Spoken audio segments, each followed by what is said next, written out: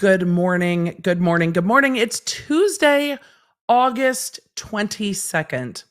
We are just 2 days away, 2 days away from pumpkin spice season. 2 days away. I am so excited to be here with you guys today. I am back from travels. I will tell you more about travel adventures in a minute. Yes, I left Los Angeles before the hurricane or whatever. I know it's been, look, every time I travel back home, I guess this is home now. Every time I travel back to where I grew up, I am, especially when I'm staying in hotels with higher floors, when I am like up on the 20th floor of a hotel, there is always a little bit of I really like living where there's not earthquakes, and I don't want to do that anymore. Like, I really need the earth to not move under my feet, please. So I moved my flight a little bit just because rain and crosswinds can be wild. And so I wanted to make sure I got home. The members that were in the recording of tomorrow's podcast know a little bit about what my travel adventures were like. We have a very busy show today. I don't know if we have time for my nonsense, but maybe in a little bit. Maybe we'll get there in a little bit. We'll see. I flew in and out of the proper airports. So there was that. Had a really good time, got to see my friend Scott White, got to see, others, got to film a project. I want to be clear because I said it on social and I got a few DMs. I was filming a project with other YouTubers for YouTube. I was not filming a studio project. I have not been involved in any studio projects with the strike going on. I will not be.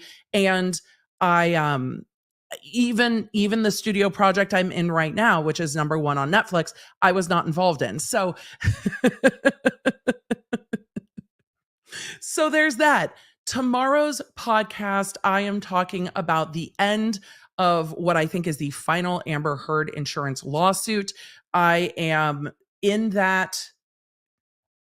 No, I'm looking at you guys talking about Netflix. I am talking about that tomorrow and giving kind of the court's breakdown on what's going on between Amber Heard and her insurance companies and who's paying for Elaine and the rest of it.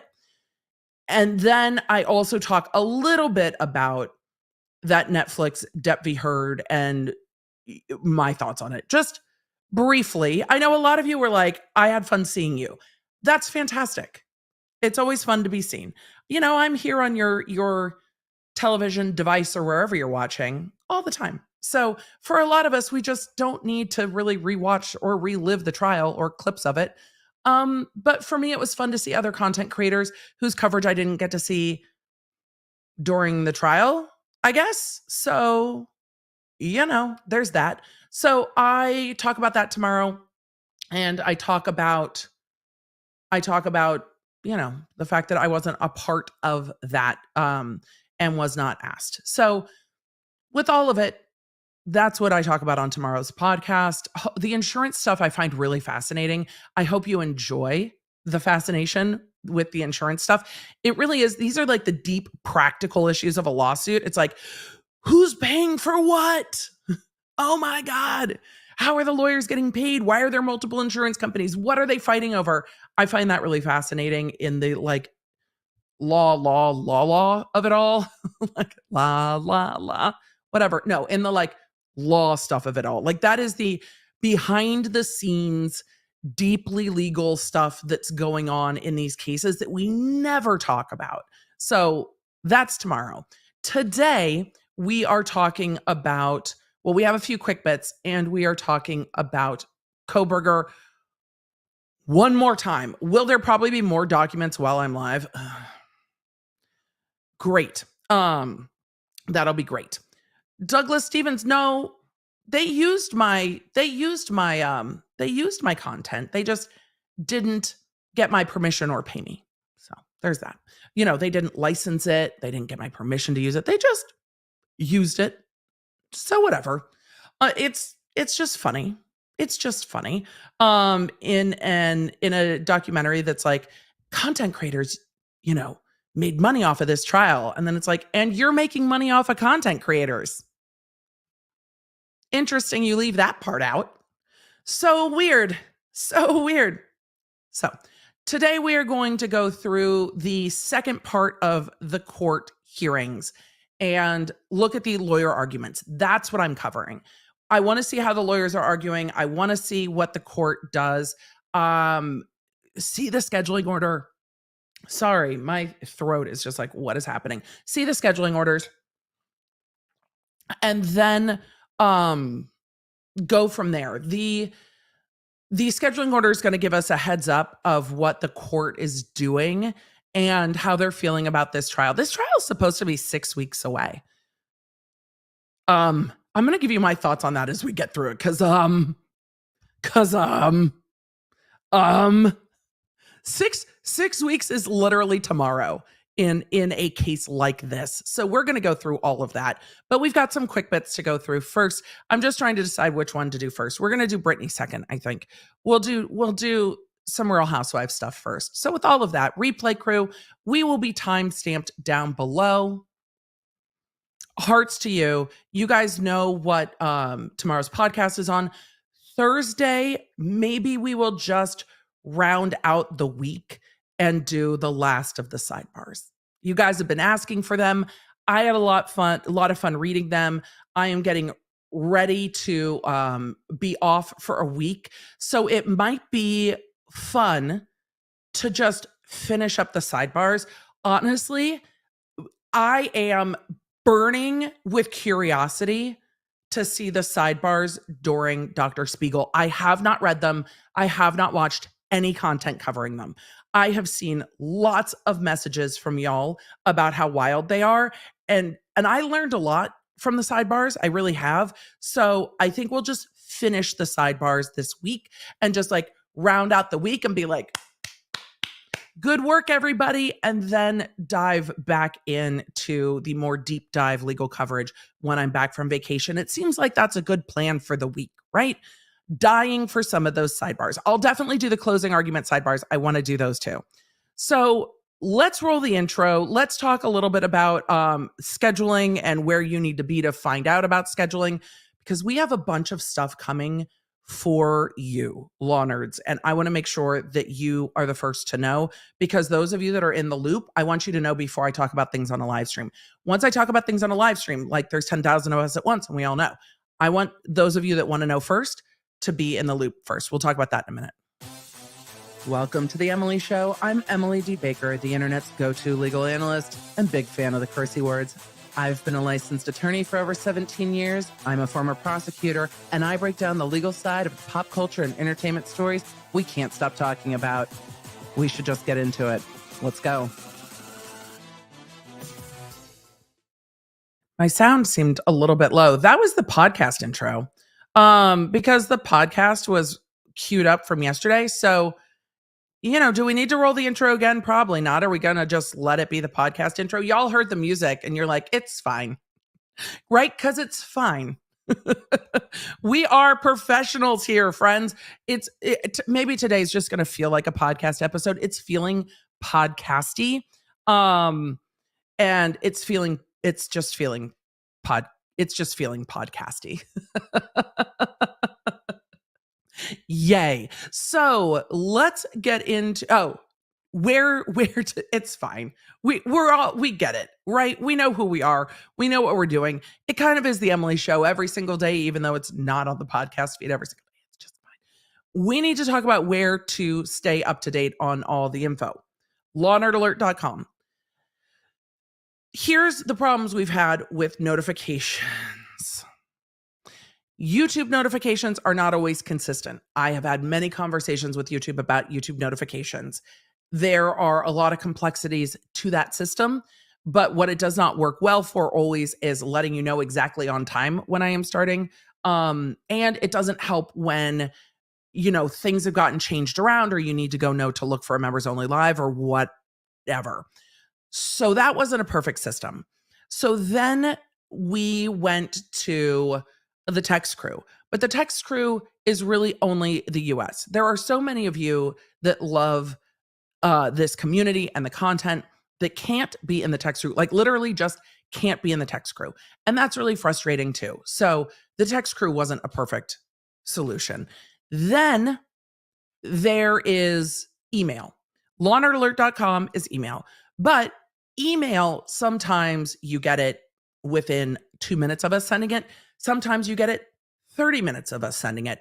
It really just depends on your email provider, our email system, and there is difficulty in that.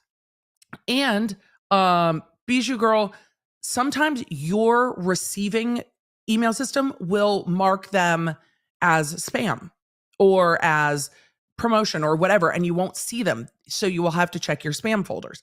And that can be really frustrating too. So we have come up with a much more customizable solution. We are rolling that customizable solution out soon.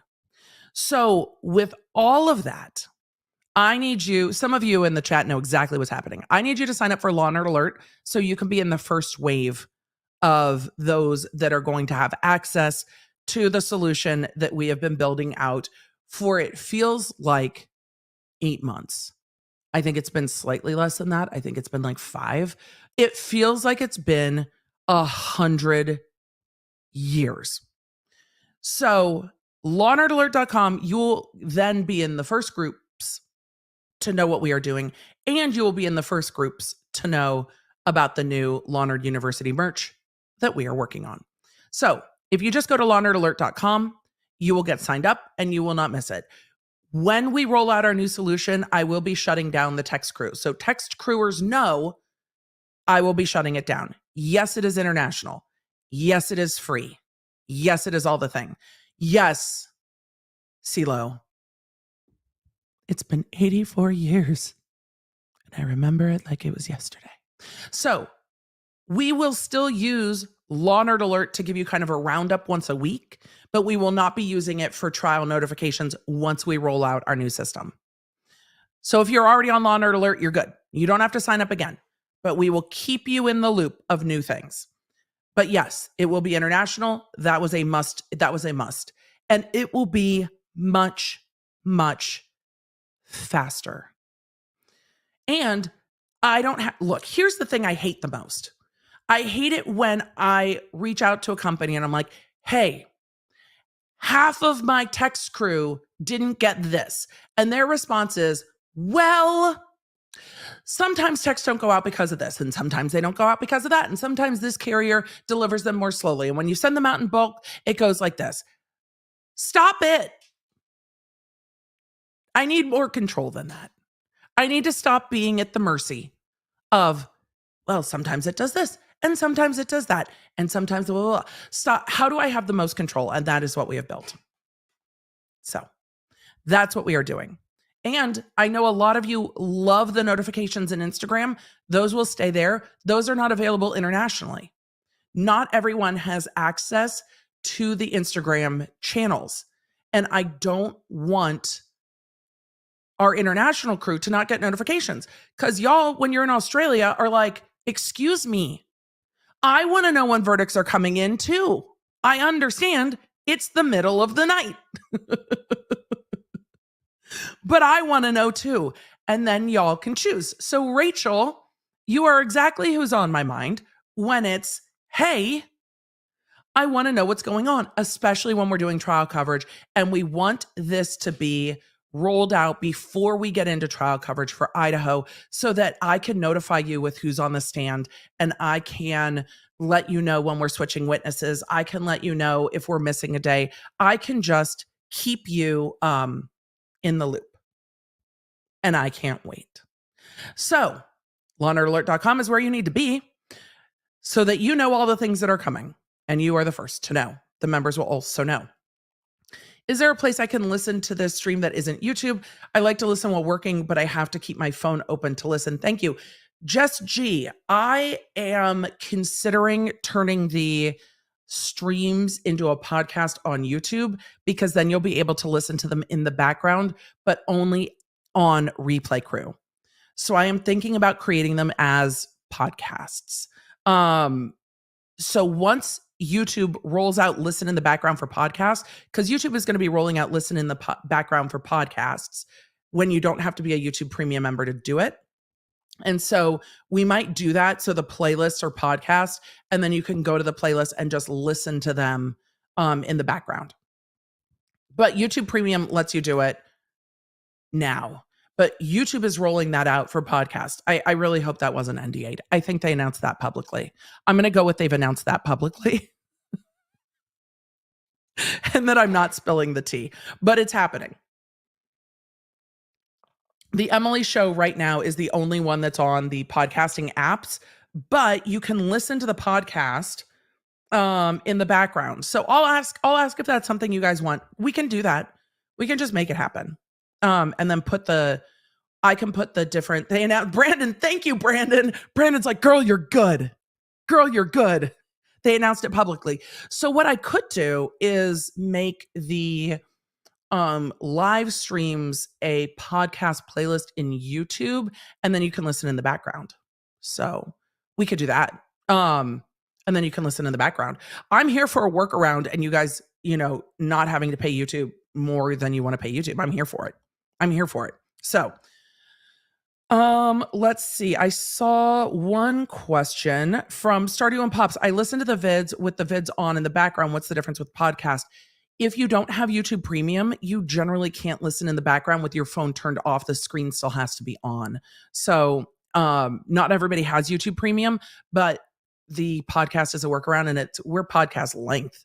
So it's not like it's not a podcast, and I am not the YouTube creator. I am not the content creator that's like jump cut, YouTuber face. Like we do a live show that's basically a podcast anyway. Don't tell the streamies. They don't know that we have a great podcast over here. They also don't know that I'm a live streamer. Am I bitter? No, not even a little. Do I think it's funny? Yes, I do. And I'm going to mock it forever until I get nominated. And then I'm going to be like, I'm so glad to be included. So just get ready for that, that shift of direction.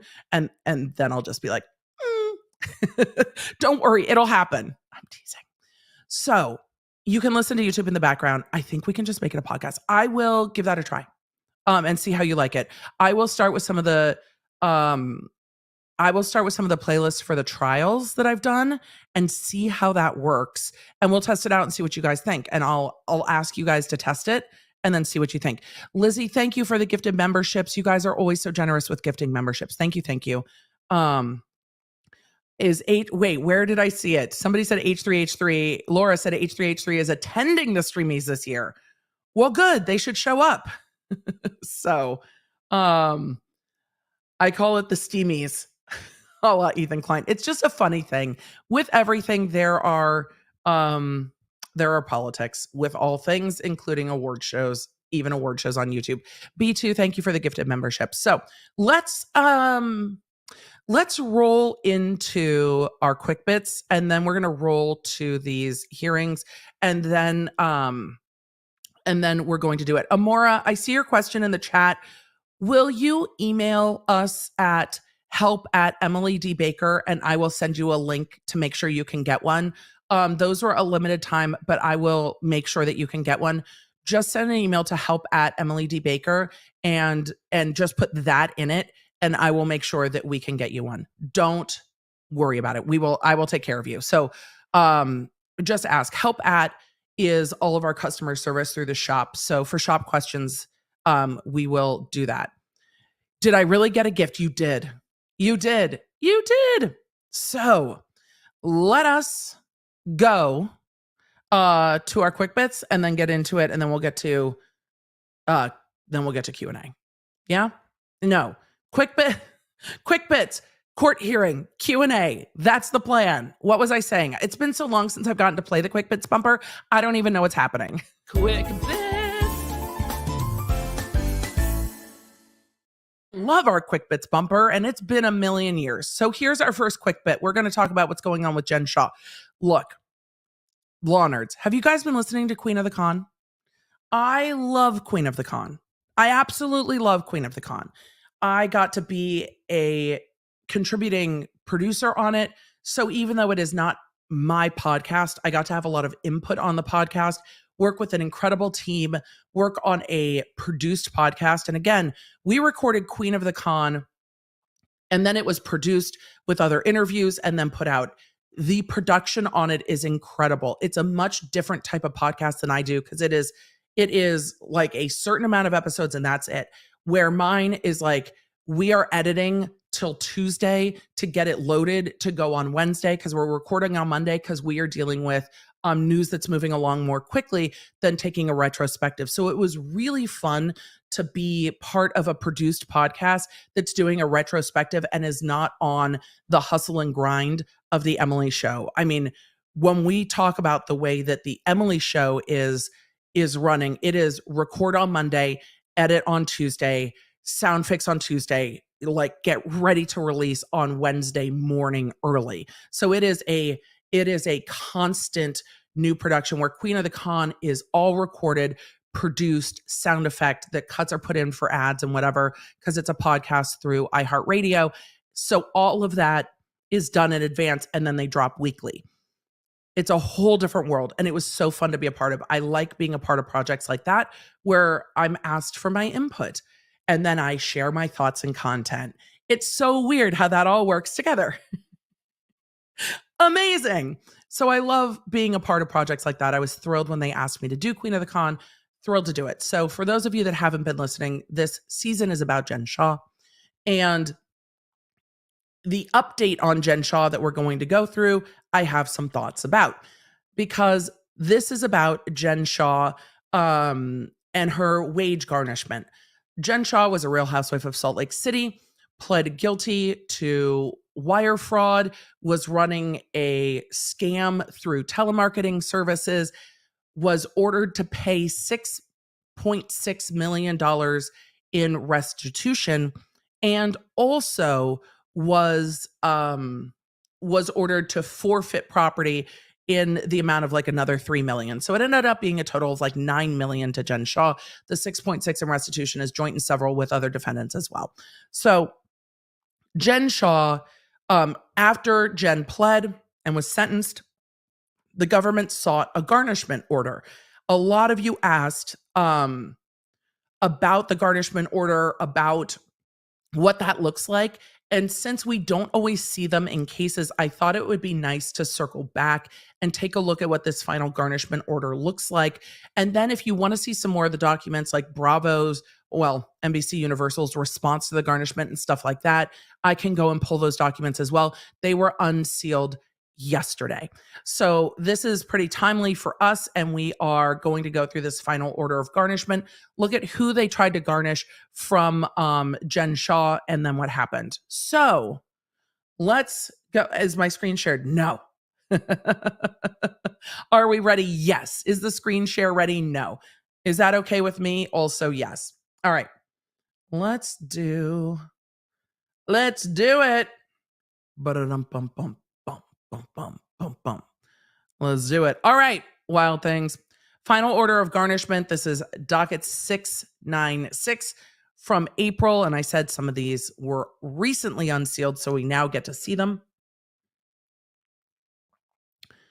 Whereas, pursuant to the Mandatory Victim Restitution Act and the Federal Debt Collection Procedure Act, good God, the United States sought, obtained, and served writs of garnishment on the garnishees for substantial non-exempt property belonging or due to the debtor. Okay, here's what that means. They reached out to the person the people that might need to pay Jen Shah, and then they needed to tell them, stop, collaborate, and listen. Don't pay Jen Shah, pay us. So that is the garnishment. The same way you would see garnishment we talk about garnishment most in like child support cases and stuff like that, but garnishment can happen in different kinds of cases, tax cases. So it's the same thing. Who owes you money? Pay us, don't pay her. So they went to garnishee Shed Media Inc. And Shed Media said that it has periodic earnings due or belonging due to Jen Shah in its possession. And we'll go through that, meaning, hey, we do need to pay Jen Shah some money. And then there's a whole procedure for how that money goes to the court and what percentage of money goes to the court. Baron App Inc., DBA Cameo. So this is the Cameo app. Remember when Jen Shah got on Cameo?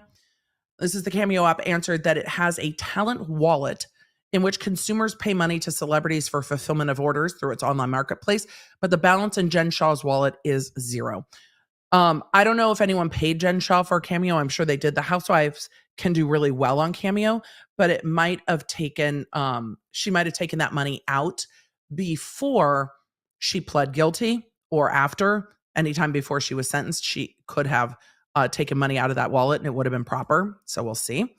And then NBC Universal Media answered that it does not have any income due to Jen Shah. Warner Brothers said it does not have any earnings due to Jen Shah. We know that this is probably true. Why? Reality TV stars do not get residuals, and they generally get paid for the season. Her last season wrapped well before she pled guilty. Well, no, it wrapped after she pled guilty, but before she was sentenced. So I wonder if she was paid out by them beginning of the season, mid-season, end of season, but she was already paid out by NBC Universal and Warner Brothers, and they don't owe her residuals. So that's done. There is one company that owes Jen Shah money that they can garnish. The United States serves Shah with garnishment, and then they go through the Victims' Crime Rights Act and how garnishment works. As of March 24th, 2023, restitution in the amount of $6,695,466 is owned jointly and severally with codependents and remains unpaid. It's ordered that the garnishee, Shed Media, shall pay to the clerk of court the non-exempt property it has in its possession, due and owing to Jen Shah, namely 25% of her disposable earnings from the sentencing date, January 10th, through her surrender date, February 17th. Shed Media shall release to Shah 75% of earnings withheld between January 10th and February 17th during the term of imprisonment, February 18th until the release date of August 30th, 2028. So she went into custody February 18th, 2023, and is serving till August 30th, 2028. Shed Media shall pay 100% of each periodic payment due or owing to Shah to the clerk of court. So it broke down when you need to pay 25% and when you need to pay 100%. So while she's in custody, that's 100%. So that's about it.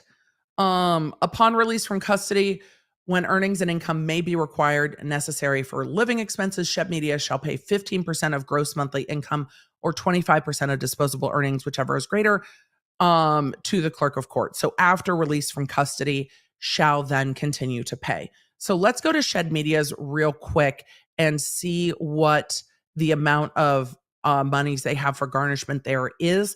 And then we're going to move on to talking about Britney Spears. But let's finish with garnishment first, because I can't remember ever going through a garnishment on the channel together. And A, I imagine a lot of you are curious. And B, I think it'll be helpful to look at. Jen did not get 11 years. Jen got less than 6, and then there's early release time that gets factored into that. So she will not be serving that much. Let's see where the answer to garnishment is real quick, because I forget what number it is. That's one. That's the other. There we go. And I can pull the NBC Universal one if you're curious as well.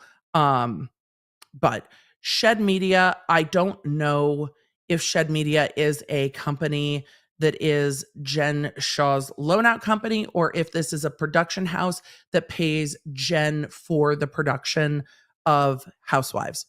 But Shed Media of Delaware, and then the emails are Warner Brothers and Shed Media, so maybe they are connected. They're a Delaware corporation.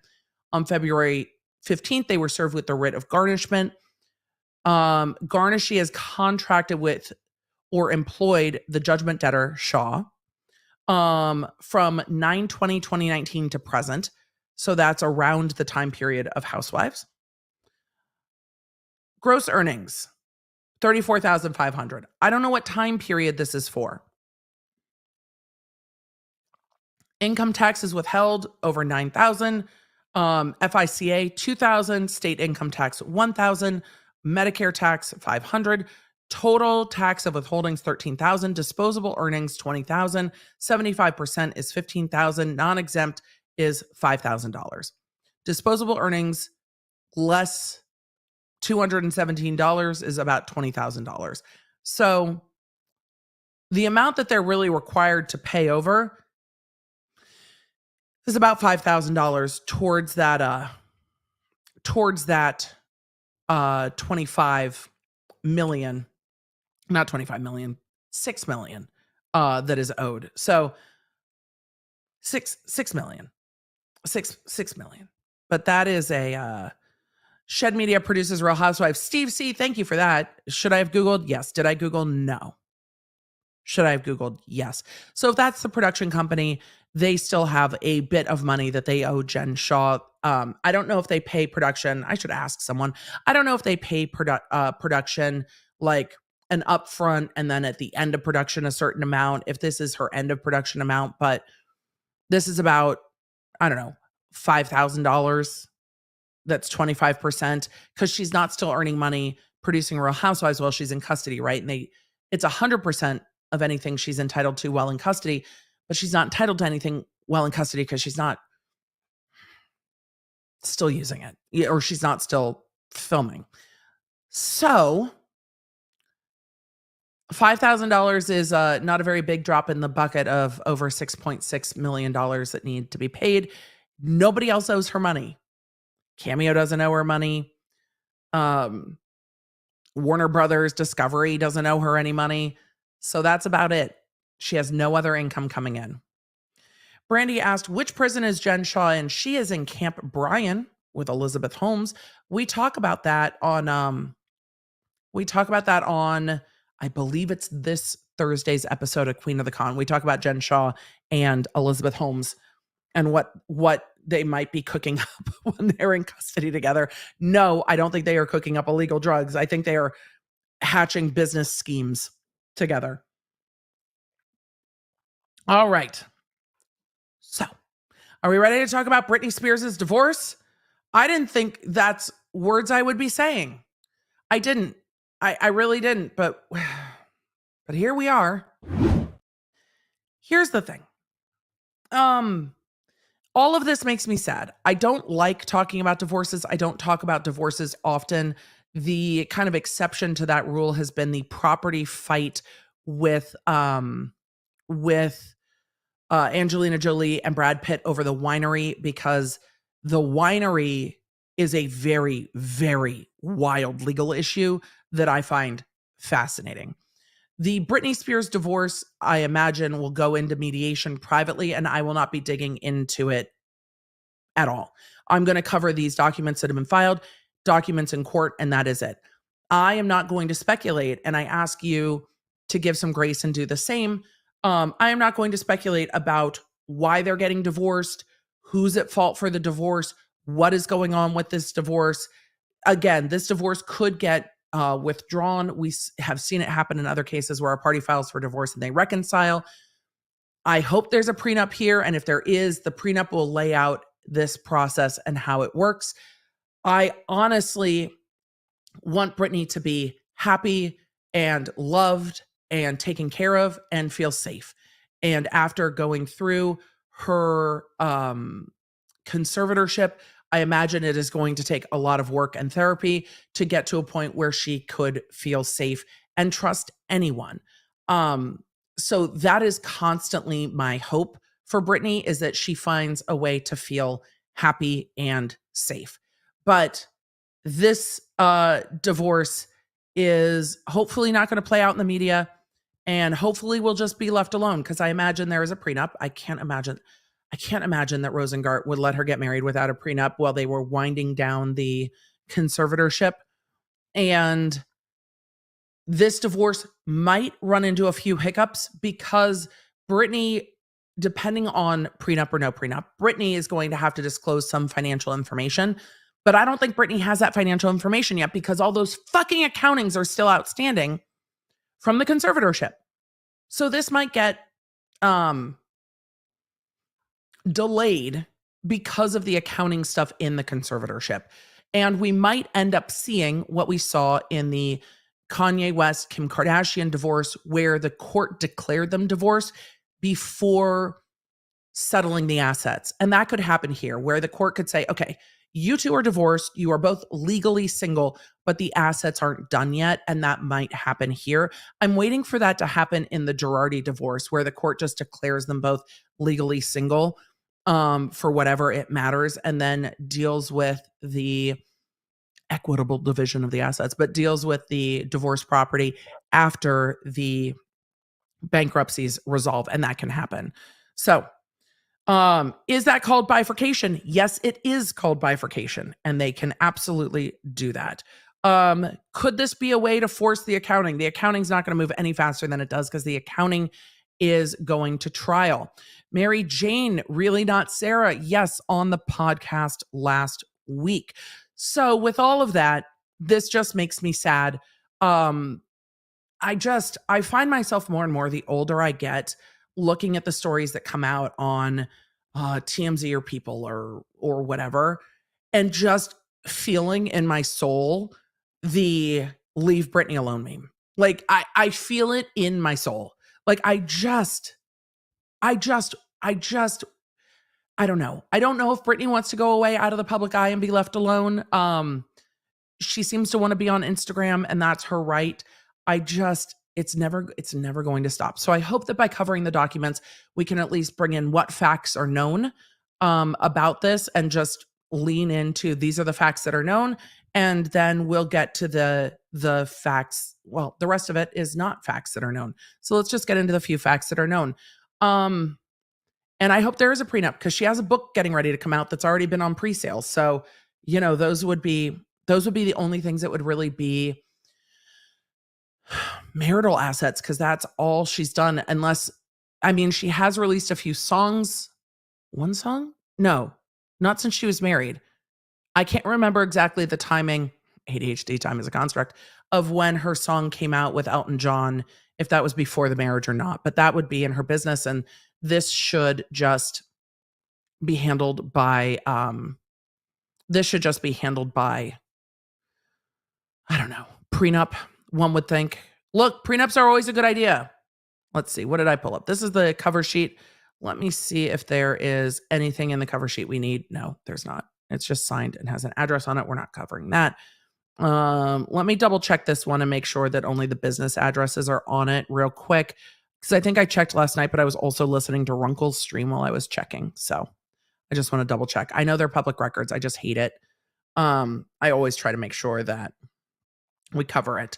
So there is a Broadway musical with 23 songs. I wonder, but if she licensed those through her business, that might not be marital property either. But then again, the book should be through the business too. So, all right, let's get into this. Let me see if I can make this document bigger for y'all. I can embiggen it.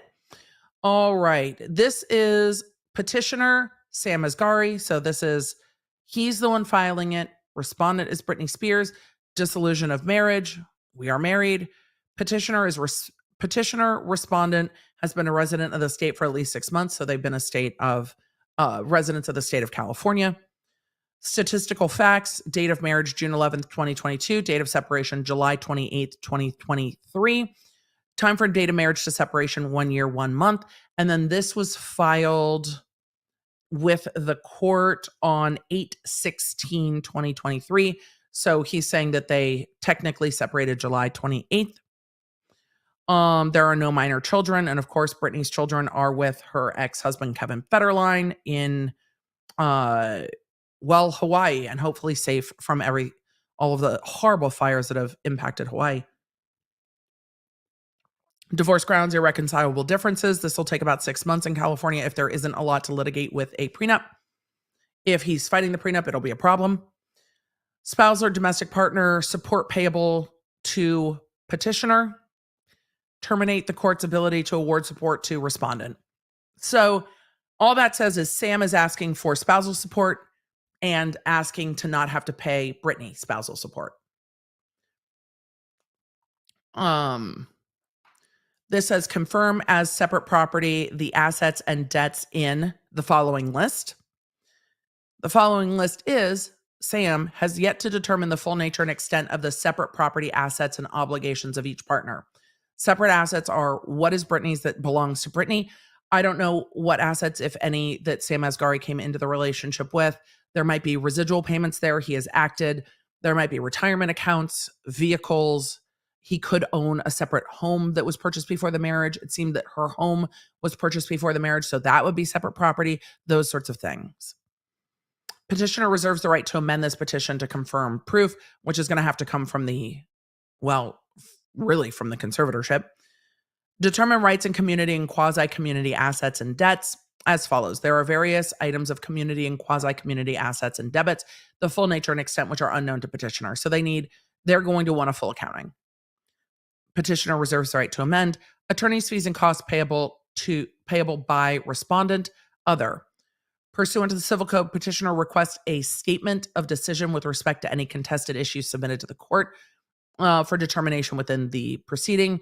Petitioner specifically requests, reading is hard today, specifically requests that with respect to any issue submitted to the court for determination, the court include in the statement of decision any and all calculations upon which determination of an issue is made, including but not limited to spousal support, property valuation, property division, tax consequences, attorney's fees.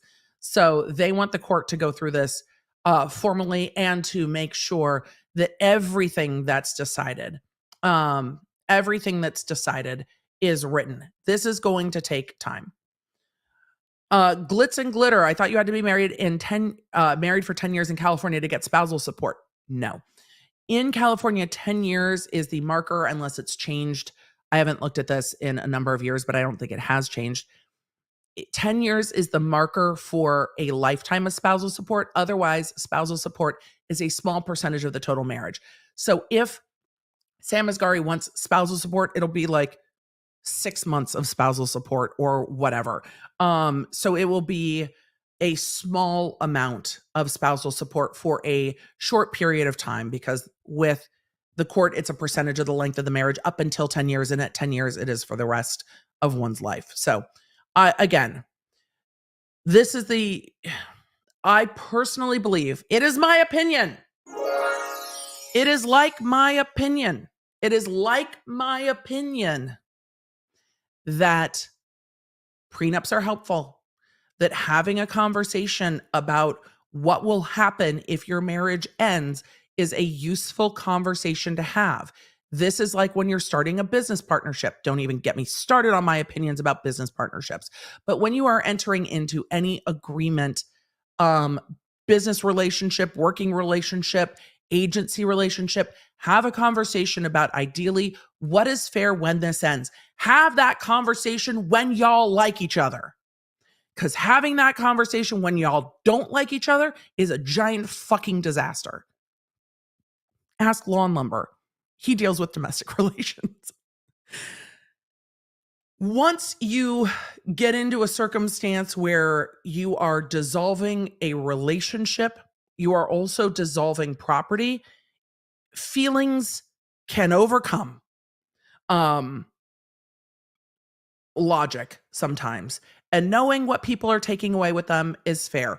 If you came into the marriage with separate property or separate debts, fine. And for people that get married young, all you might be bringing into the marriage is debt. But still determine how that gets dealt with. Because if somebody comes into the marriage after having gone to, I don't know, medical school and has $700,000 worth of student loans, maybe decide if you get divorced down the road and their student loans have been paid by the other spouse, that maybe then that gets recompensated in some way. Have those conversations. Talk about what's going to happen if either of you dies. If either of you dies when you have kids, have a will. These are all the really unsexy adulting things that you have to talk about. What's going to happen if someone's parent dies and leave them money? Who does that money go to? In some states, it's separate property. In some states, it's not. So all of those things, just have those conversations before. I feel like there should be like, not necessarily divorce attorneys, but they could be divorce attorneys who are like marriage mediators who will sit down and be like, hey, I'm so excited for your new marriage, and your marriage is clearly going to last forever. But let's just have a conversation in case something doesn't, So y'all just know where you stand and it's all just like done. So we just handle it. Let's have that conversation. If you cannot have a conversation about what might happen somewhere down the road, if you have to dissolve your marriage, then I have questions about whether you want to get married, because these are just contract negotiations. That's probably the lawyer in me that's like, just have those conversations.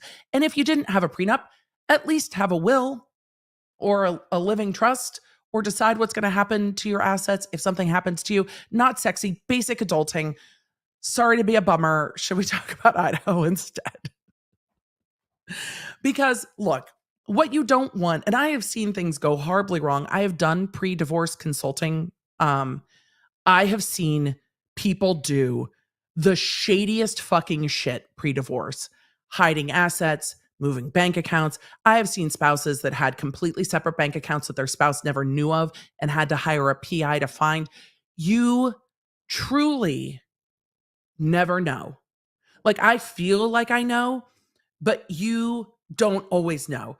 Miss C, you're right, Miss C. Emily, most people don't think a marriage is a contract negotiation. It's true.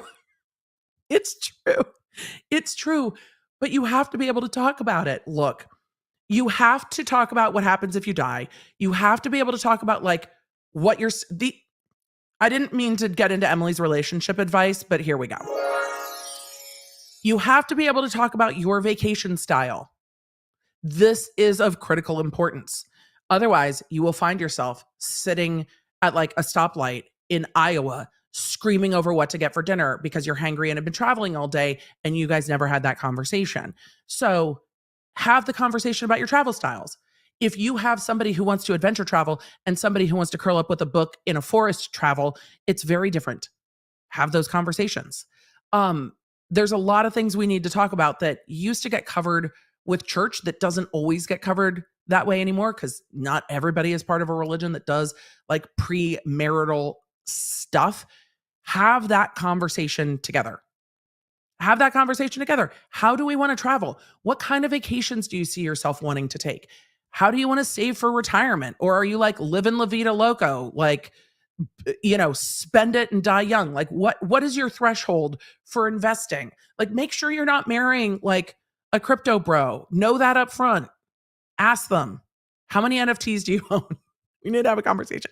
Something came across my Instagram the other day, and I have no idea what podcast it was, but they were having it might have been a morning show.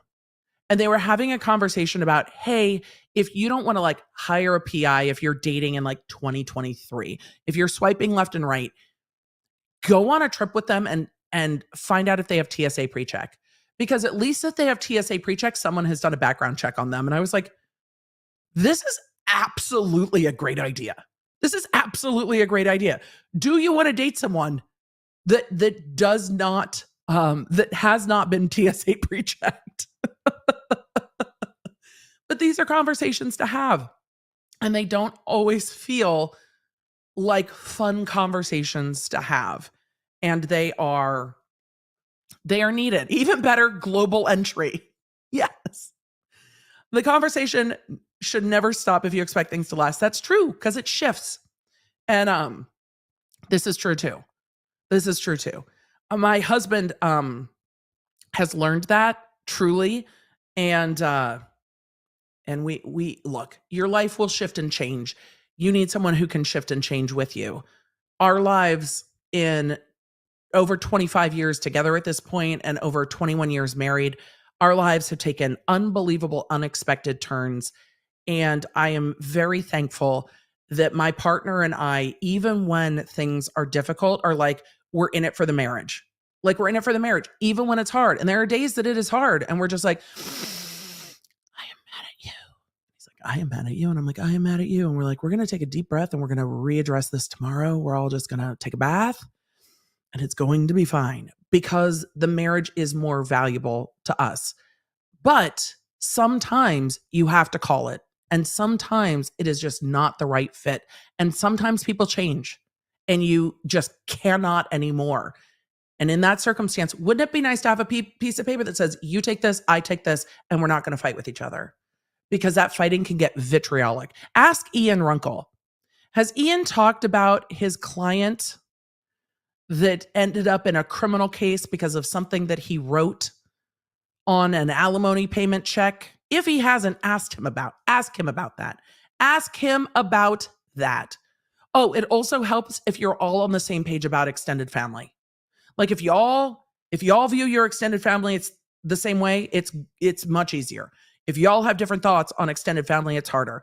If your partner thinks their family can do no wrong ever, and you meet their family and go, "Oh my God, I can never with these people," y'all, it's going to be a fight. But if y'all agree that they're great, or if y'all agree that we take it with a grain of salt, it will work perfectly. Y'all just need to be on the same page, whatever that page is. Right? All right. Let us continue. Thoughts about extended family are so important. Yes. Yes, absolutely. Okay, note to self, ask Ian about the alimony check incident. Yes, it's his story. It's absolutely his story. So, extended family is always hard. It is, unless you are on kind of the same page about it. If you're on the same page about it, it helps. I don't care what the page is. Be on the same page. Life takes unexpected turns. I'm getting married in December. I'm 52 and disabled. He's 15 years older. We discuss finances immediately. I love that. It's easier when you're like mature. It's harder when you're discussing finances at like 20 because it's like, who has money? What does that even mean? I get paid $10 an hour. Money. When you start to appreciate these things more as you become wise. But I didn't mean to rant about relationships. But it is, you guys, I see lots and lots of good advice. You have to be able to find ways to compromise when you disagree. You don't have to agree on everything. Life is real boring. We don't always agree on everything. We agree on how to sort it out. That's what we agree on. We agree on how to sort it out, and we're willing to compromise. My husband still hasn't been to Wingstop, but I'm really tempted today to be like, I worked 10 hours and all I want is Wingstop. We've also agreed that I don't care that he doesn't listen to my podcast. And so when he says, I was listening to this podcast, every single time I say mine, and he goes, no, yours is up next. Every single time. He's like, I hear you talk all day. That's true. That's true. You do. So, these are my thoughts on marriage. Look, if marriage is for you, that's great. If marriage is not for you, that's also great. I think you can be in very, very healthy long-term partnerships without necessarily needing to get married. You just both have to agree on it. If one party really wants to get married and the other party really doesn't, it's probably going to be a problem. Just y'all hear Emily's relationship advice. Let me sum it up. I've repeated myself 16 times, ADHD. Y'all need to be able to be on the same page and compromise when you're not. Communication is truly key. I'll also agree on how you like to sleep. Also, I have found in my years of experience that separate sinks really can help. Like as you mature in life and in marriage, separate sinks can really just, if you are able, separate sinks are the way to go. Also, double kayaks are always going to equal a fight. Trying to double kayak is always same with tandem bikes. They look real cute in the movies. They're not. They're sure not. They're sure not cute. That's a fucking fight waiting to happen. So I see all of you in the chat that are like separate bathrooms. Here, I'm here for it. Thermostat, here for it. Like you need to decide how you want to live. I get it. Separate bathrooms, I'm here for it. You do you. Whatever you can do. Separate comforters just make sense. Look, but that's a very like Scandi way to do things that Americans need to just embrace is the separate comforters for separate levels of things. Though I have friends whose parents had separate bathrooms and separate bedrooms and we're like, we're perfectly happy. They snore, I don't. So it is what it is. Look, if somebody snores, you got to figure out a way to deal with it. I'm just saying. Figure it out. Make it work for you. It doesn't have to look like any one thing. As long as it works for you, who gives a shit? Make it work for you. It's fine. Like it's totally fine. Let go of we should do it like this. You don't have to. I saw, where did it go? I saw where I was trying to grab this. Pacificate. What a metaphor. Separate sinks are independently operable, but still on the same team. Yes. And that is really what you need. Same Team. Separate comforters has been a life changer. My husband has a cold one. I like regular ones, too cold. Perfect. Joanne's like separate houses. Hey, go for it. I mean, look, y'all, whatever works for you. It's good. And don't let anyone else's opinion of it change it. Do what works for you. All right. Speaking of what works for us, you know what works for us right now? Let's get this sound boosted and jump into some Kohberger hearings. I firmly believe that they are recording the sound on a potato attached to a shoulder-held camera, and we are just all going to deal with it the best that we can. I apologize. I have no control. I am not the cameraman. It is awful fucking sound. Let's swoop and then give a quick recap. We are going into the lawyer and court part of the hearing I covered last week on Friday. We saw witnesses. We know that the court has reserved ruling with regard to the DNA. The DNA they are fighting over is the first bit of DNA. What needs to get turned over by the prosecution to the defense, what doesn't. So they are fighting all about what discovery gets turned over. This is not the DNA that's going to be used at trial, but it is DNA that if there is anomalies or illegalities in the way it was collected, that the defense might want to bring motions to try to throw things out down the road, which they can do. But the defense is essentially saying, we can't even know what to argue if you don't give us the shit that we can look at. And the state's like, we gave you everything. So I don't know what you want us to do about it, because we gave you all the shit that we have. And the judge is being asked to tell them to get more shit. Go get more info then. Things that they can do if the prosecution is still like, we gave you everything. The court can order in the agents that did the thing. If it was the FBI that did it, bring it in. Bring the FBI agent, put him under oath, sit down and inquire. They can do further hearings on this. The biggest problem that the defense has in this case, and it is the prosecution's problem too, but not as much as the defense's, is the clock. This is supposed to start jury selection on October 2nd. That is none of the time. This defendant has an absolute right to go to trial within 6 months of the time that they were indicted on the grand jury. This defendant has not waived their right to trial, and that means everyone needs to get things to each other quickly so trial time doesn't get waived. And no one can really drag their feet on it. And both sides are going like, they're not giving us what we need, right?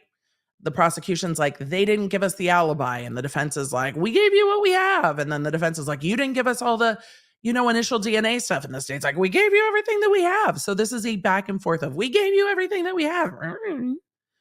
But there's a lot more litigation to happen in the next 6 weeks. I can't emphasize enough what a short period of time that is in dealing with a case like this.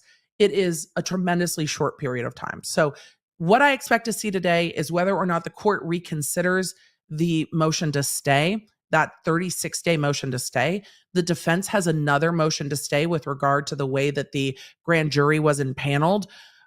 We have a whole motion with regard to whether or not the Magna Carta says, I'm being facetious only a little bit, whether or not the Magna Carta says that the grand jury issued a presentment and not an indictment, and whether or not that should have been beyond a reasonable doubt or probable cause. That motion that I read a skosh of because I was like, good God, I am not reading this entire history lesson. Then we have the prosecution, asking for those stays to be denied, asking for a scheduling order, and we're going to do that today. So it's true. It's true. They were talking about the Magna Carta. They're like, back when land was created, all we had was beyond a reasonable doubt. It was very scholarly. So this is 50 minutes of hearing. I am not going to speed it up because we won't be able to hear anything if I do. So let us away, friends. I will stop and answer questions because I can't talk over this. I will normally talk over court some.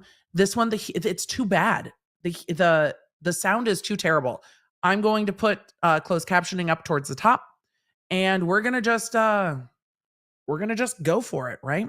Let's roll.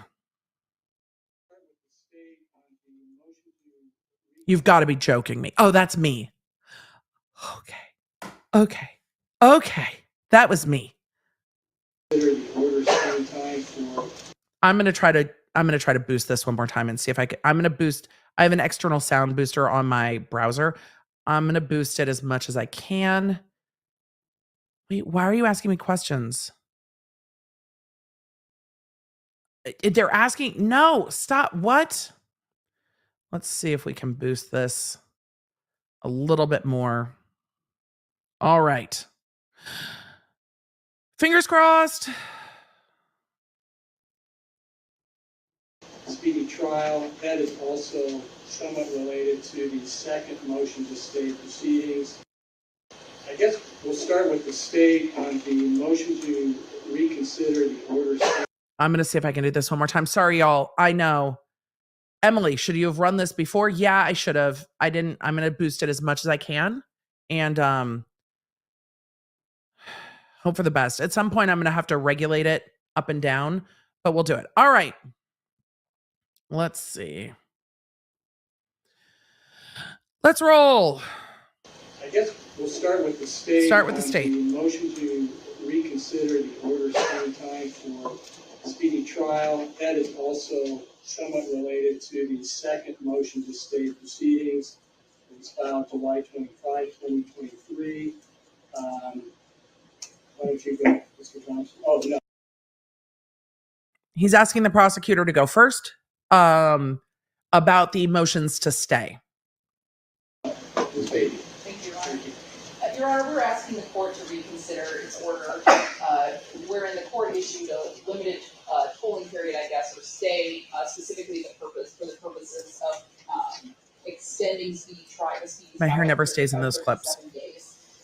And we filed that motion mainly because we're like, I can never. I'm sorry, I'm distracted. I promise I will stop sidebarring on this, but I can never get the artful little hair swoop outside the glasses that this prosecutor has going on, and I am so jealous. Like, the hair is just so good. I like it so much. I am very jealous. We're just concerned about the record in this case, and we're concerned that where Mr. Kohberger has essentially stipulated to there being good cause under the statutory speedy trial statute. We're concerned that should he try to invoke speedy trial later, and should the state disagree with that it could create a very genuine issue to be litigated and possibly on appeal. Now, in the defense's reply brief, their response basically seems to be, well, he didn't waive his constitutional right to speedy trial. And the state didn't argue his constitutional right to speedy trial or bring that up because we don't think that there's enough there at this point. That's not to say that if the court were to apply that analysis, it would necessarily come to one conclusion or another, but that was the area of concern for the state, is the statutory speedy trial. And the statutory speedy trial issue is under Idaho Code 1935. I think they make a very good argument, and the state is arguing that because the defendant asked, and we saw this in their written motions, so I'm not grabbing all of this from this prosecutor's argument, but also from the motions they filed because they're reiterating them, but that the defendant asked for that limited stay, and the court granted a 37-day stay, and they are worried that if the prosecution objects down the line, that then you're going to have an issue where did the defendant waive time, not waive time, et cetera, et cetera.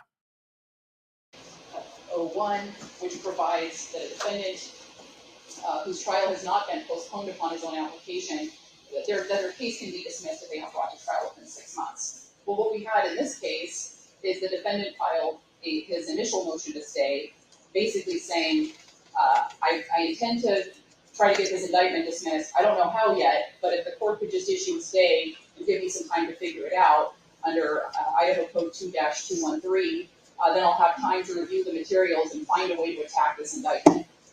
That's a litigation strategy. So if the court's response to that litigation strategy was to issue an order stating, well, this statute doesn't provide a basis, but I'm just going to extend trial by 37 days. Our concern is that should the trial then get continued based upon the defendant's statement on the record, It's a waiver. that he That agrees it's a waiver. there's good cause, that could really create some issues. That it's a waiver of speedy trial, but not really, but kind It of. should also concern the court that the defense doesn't really argue the statutory speedy trial issue in the brief. They just say, well, he has waived his constitutional right. That should concern the court as well.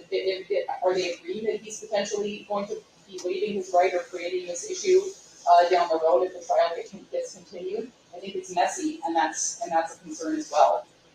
The other reason that we really like the court to reconsider this order is that this short-term, this very short-term continuance of 30 days used as a tool to give them more time to engage in litigation strategies, it makes it very difficult to have some predictability for the folks who will be testifying at trial, and more importantly, who will be testifying at trial and who will be under subpoena for an extended period of time. If we're telling them, hey, we have trial set on October 2nd, but hey, it might be moved another 6 weeks, so basically walk out the next 12 weeks of your lives. And okay, but ma'am, I understand that this is your argument to the court, but literally every prosecutor everywhere, this is one of the difficult and frustrating parts of the job. You can show up on the day of trial and the defendant's attorney can be like, we have good cause, we need to continue. You could have your witnesses, I mean, generally not the first day, lined up because jury selection can take a day, but you have your witnesses subpoenaed and lined up. It's really inconvenient for them when it gets continued. Sometimes they have put off vacations. They have rescheduled vacations. Life gets interrupted by trial. It's so frustrating, but it's literally one of the central functions of being a prosecutor is wrangling witnesses and law enforcement, and it is very frustrating. So she's arguing to the court something that's like a basic central tenet of her job, being like, but Your Honor, they could just continue it. They can. Guess what? They can. They can just continue it. They could show up on October 2nd and be like, Your Honor, we're not ready for trial. We have good cause to continue it. And this is a death penalty case. And you know what the court can do about that? They can stomp their feet and like puff out their cheeks and get all blustery and mad. But you know what? There isn't anything the judge can do about it. The judge is not going to deny the defense a good cause continuance, especially one time good cause continuance to waive speedy trial in a death penalty case. It's not going to happen. And it's so fucking inconvenient for everyone. But you know who has the speedy trial right? The defendant. You know who gets to waive it? The defendant. And if his attorneys get to the eve of trial and are not ready to go, they can waive it and put the trial over. It happens. You know, that puts them in a bind. It certainly puts the court in a bind when it comes to trying to figure out how we're going to bring in a very large number of jurors if we're using this as a tool either once or maybe potentially more down the road. I'm not sure. And I think finally, and this is, I guess, the larger concern is the victims in this case. I certainly wouldn't want to put them on a roller coaster where we have short-term continuances of a trial where we get right up to the date and then it's, okay, well, we're going to move it, but it has to be done within the next 37 days because that psychologically, emotionally, and, travel. She's like, waive it or don't. Very difficult position. That's fair. She's like, waive it or don't. And, especially folks who are loved ones of the victims who it would be very difficult for them. Yes, it would be, but it happens. Take that into account as well, but really primarily the speedy trial issue and the potential for needless litigation down the road, potentially appellate issues. We would just ask the court to keep trial set on October 2nd, and only if the defendant waives speedy should the court. And they can do that. We would ask the court to reconsider. Yep. Thank you, Your Honor.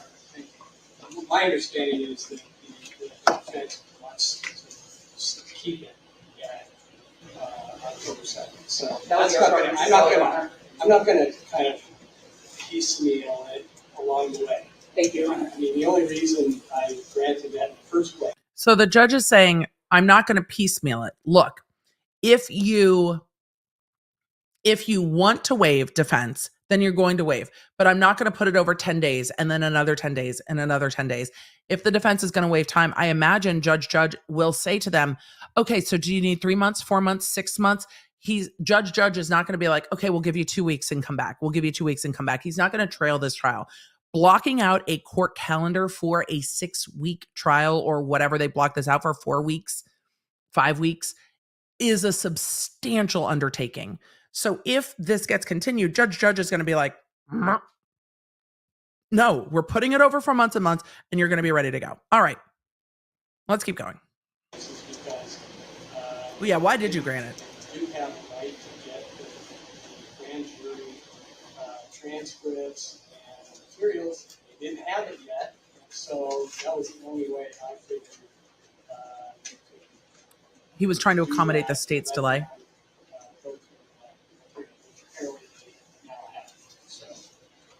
All right. Who's arguing this one? So it's now the defense's turn. Mr. Watson. Okay.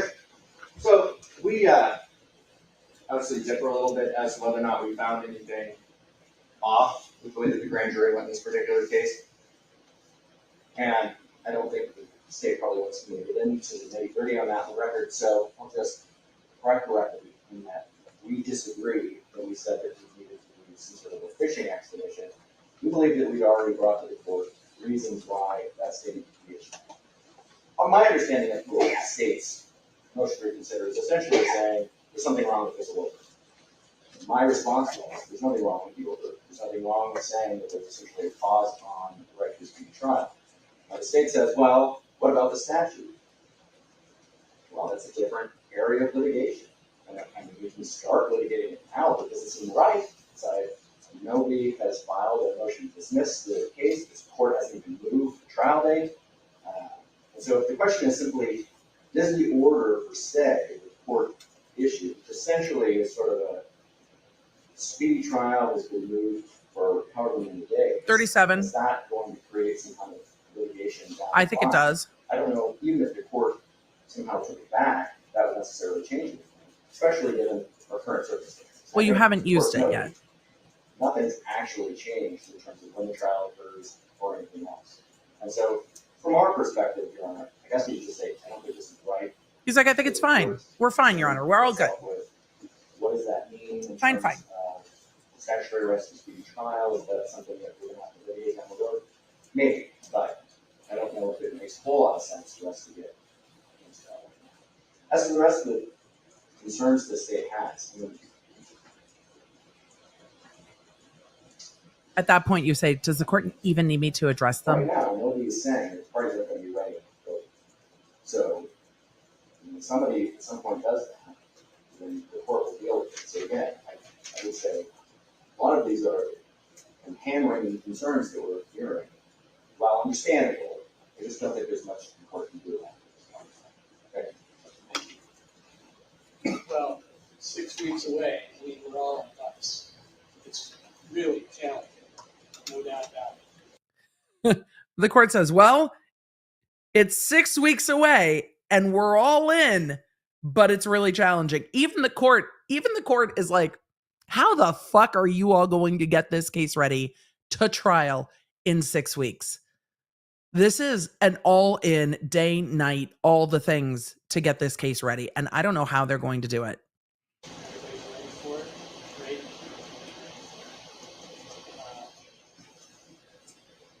Oh, Ayers, I'm not picking on Iowa. I've just ended up at a stoplight in Iowa screaming with my husband over what to eat. So, yeah. If nobody intends to utilize That's why. this order, I guess I don't see the harm in just rescinding it, so that we have some predictability as we're planning ahead. We've subpoenaed many of our ma'am, witnesses. We're looking at making trial arrangements that would give us some predictability. Ma'am, this is a criminal case. Predictability is not what you're going to get. The defense is going to get to do what the defense is going to get to do. You have a very limited amount of predictability. The court can say October 2nd. October 2nd, they could show up and ask to waive their speedy trial and put it over for 6 months. That can absolutely happen. If nobody intends to utilize this order anyway, it seems like it would be a no harm, no foul situation to just withdraw it respectfully. That's a good argument. Well, Your Honor, we're not using it. Let's just. All right, before we finish that discussion, I think we should just go to the motion to stay second motion. The second motion to stay. You're going to argue that, Ms. Taylor? I am, Your Honor. I saw a couple questions in the chat I wanted to answer. First, with regard to Iowa, look, when at this point of life, when my husband and I were traveling, we were traveling from Southern California, where at any given stop sign, you can generally kind of look both ways and find something to eat. That is different when you travel to less densely populated areas, which we were not prepared for, both having lived most of our lives in Southern California. Second, Nutrix7 asked, does Ann Taylor have other cases to work concurrently? Yes, probably a fair bit of them, and they're probably mostly homicide cases. Though it is a possibility that Ann Taylor does not have a lot of other cases at the moment because she is at the kind of top of her office. So she does not seem to be a line deputy where she is in a trial heavy assignment. But yes, it is very likely she will have other cases to deal with concurrently. Is Kohberger or his family wealthy? How did he get such a large defense team? This is his defense team provided by the state. So Kohberger is an adult. He is not paying for this. He has the right to the defense team that he needs. This is part of his, if you cannot afford a lawyer, one will be appointed for you. This is the team of lawyers that have been appointed for him. So the taxpayers of the fine state of Idaho are paying for his defense. All right, let's keep going. They're going to the second stay. Going to be as intentionally safe as I can. This Ann Taylor is difficult to hear. She's wearing a mask. I've seen a couple people mention that somebody might have had COVID. I get it. It's going around my kid's school. So I get that this is a time of year where that is a thing. But so she is a little bit harder to hear because of the mask. But she said, I'm going to be as intentionally vague as I can with this motion, which the defense has a right to play their cards close to the chest. It can be frustrating, and I can understand why the prosecution is like, we would like some predictability. And the defense is like, we don't have to do that, though. motion to stay is grounded in Idaho Code 2213. Thank you, deputy. This is a very narrow look and something that would justify the court staying proceedings while the court looks into it further. This has to do with juries, a trial jury or a grand jury. In our circumstance, we're talking about the grand jury. We're looking at if there was irregular. The second motion to stay is regarding whether or not the standard for grand jury is beyond a reasonable doubt or whether it is probable cause. The standard at that stage of the proceedings, whether it is a grand jury or whether it is a preliminary hearing, is throughout the land probable cause. The argument made by Ann Taylor's team was, well, that's wrong. And I know that the Idaho Supreme Court has like addressed it and stuff, but maybe it's time to readdress it. Maybe what the Constitution really means is that a grand jury standard needs to be beyond a reasonable doubt, not probable cause. Even though the standard in every other court across the land at this stage in the proceeding is probable cause, I don't think this is going to get granted. This is the second motion to stay. Irregularity in how that grand jury ended up being the ones that heard the case. Yes, we got a history lesson. It was We are looking at illuminating. the way the panel was convened, how the individual jurors ended up being brought in.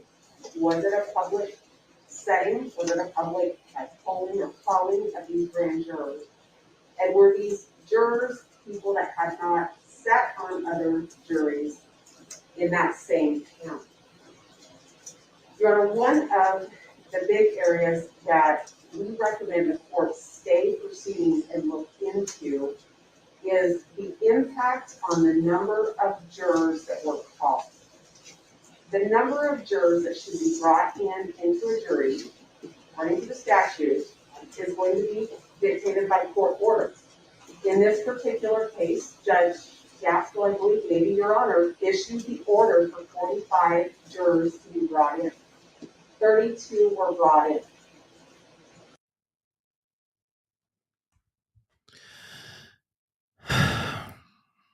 Ann Taylor is arguing to the court that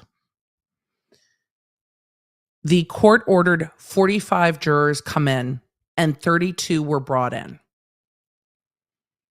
This is not uncommon. I believe in Murdaugh, they sent jury summonses for like 1,000 jurors and like 500 or 200 or something showed up. It was a vastly smaller number. And this generally happens where you will see a larger number subpoenaed and a smaller number show up. Sometimes people don't get the subpoenas. Sometimes people are like, fuck that shit, I'm going to work. Sometimes people are sick. Sometimes people are in the hospital. Sometimes people have just given birth. Like whatever it is, you are never going to get one for one the full panel that you asked for. But she is saying, look, if there are these technicalities, then she can get a stay. Ann Taylor is doing her job in saying, I don't want to have this defendant waive time, but if I could get some more time, that would sure be fucking helpful. Because once you waive time, his trial could be 6 months from now, 8 months from now, 2 years from now.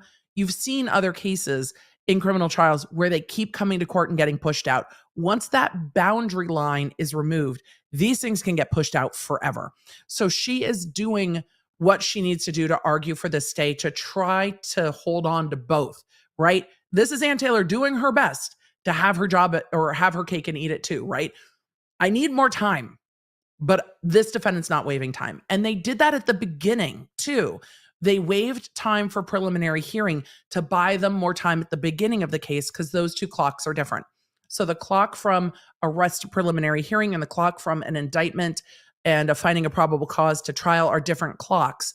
They extended the clock at the beginning of this thing to give them more time. So then they didn't have to waive time here because it keeps everything on a tighter timeline, waiving clock to preliminary determination versus waiving clock for trial. So this is a solid strategy.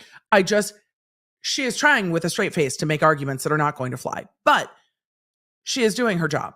And I appreciate that. And she is, she's not like standing up and banging the table. She's like, well, Your Honor, the statute says they need a fixed number of jurors. And that just didn't happen here. We don't know why. I can't find any record that tells me why that happened. But that's quite a few shorter than the court ordered. And I think the court should stay proceedings and look into that. That matters. That matters because of things that happened within the grand jury. I'm not going to go into those now. Those are things that will become, if we can get an evidentiary hearing, we'll talk about those things. Oh, I want to hear about them. We'll talk about when we challenge the grand jury indictment itself. But they matter. Ooh. She's like, those are things we will talk about when we challenge the grand jury indictment itself. Great. Let's hear it. There's going to be a lot of court hearings in the next 6 weeks. Let's hear it. I'm very curious. To hear it. But there was one comment that I wanted to grab real quick because I saw it from KRS. Wouldn't it be simpler just to ask for however much time they need? No, because then Brian Kohberger could waive time. And then if the prosecution needs more time, they can also get more time. Once the defendant waives time, it can just drag on. So no, they are trying to hold on to that speedy trial right as long as they possibly can. Deborah asked, if a person has a public defender, can the accused ask for a private eye and computer forensics to be done? If it is proper for the case. So they are provided with experts just like the state is. So yes, they are able to hire experts. Temley, I think I got it right. Badger said, I am British and wonder, can you let me know the difference between a jury and a grand jury? Sorry if it's a silly question. It is not a silly question. There are no silly questions here unless you intend it to be a silly question, and then I will find the humor in it. But especially for our international crew, we do things in a unique way. So it is okay to be like, I don't know how you do things. That's fine. The grand jury is a secret proceeding. It is a completely separate proceeding than a trial jury or sometimes a petite jury. Why they named one grand and why they named one little, I fucking have no clue. I have no idea the history or etymology of any of that. Not what I'm most interested in. But The grand jury is a earlier proceeding, and it is a secret jury. So they can investigate things, they can indict people, they can sign arrest warrants. The grand jury can do a bunch of different things. But the trial jury, they're the ones beyond a reasonable doubt that are there watching people be cross-examined. Both sides are putting on evidence, etc. At a grand jury, the defense is not part of that procedure. So the defense attorneys are not there. There is no cross-examination. There are obligations of the prosecution to present exculpatory evidence on behalf of the defendant. And then that jury determines at a standard of probable cause, like, yeah, okay, I can see it. Versus a trial jury that determines, oh, yeah, this is beyond a reasonable doubt. So that is the difference between the grand jury and the trial jury. So much of our law came from other countries and the histories of other countries. It probably tracks back to our British or French roots. Different states, Louisiana in particular, definitely have stronger ties to the French history than to British, but it really just depends. Is the grand jury regular people too? Yes, the grand jury is made up of folks that get subpoenaed for grand jury duty. Some of you might have been subpoenaed for grand jury duty. Some of you get subpoenaed for federal jury duty. Some of you get subpoenaed for state jury duty. Sometimes when you get subpoenaed for grand jury duty, you sit on a grand jury once a day for a month and you hear as many cases as they bring. Sometimes you sit on a grand jury once a month for a year. It really just depends.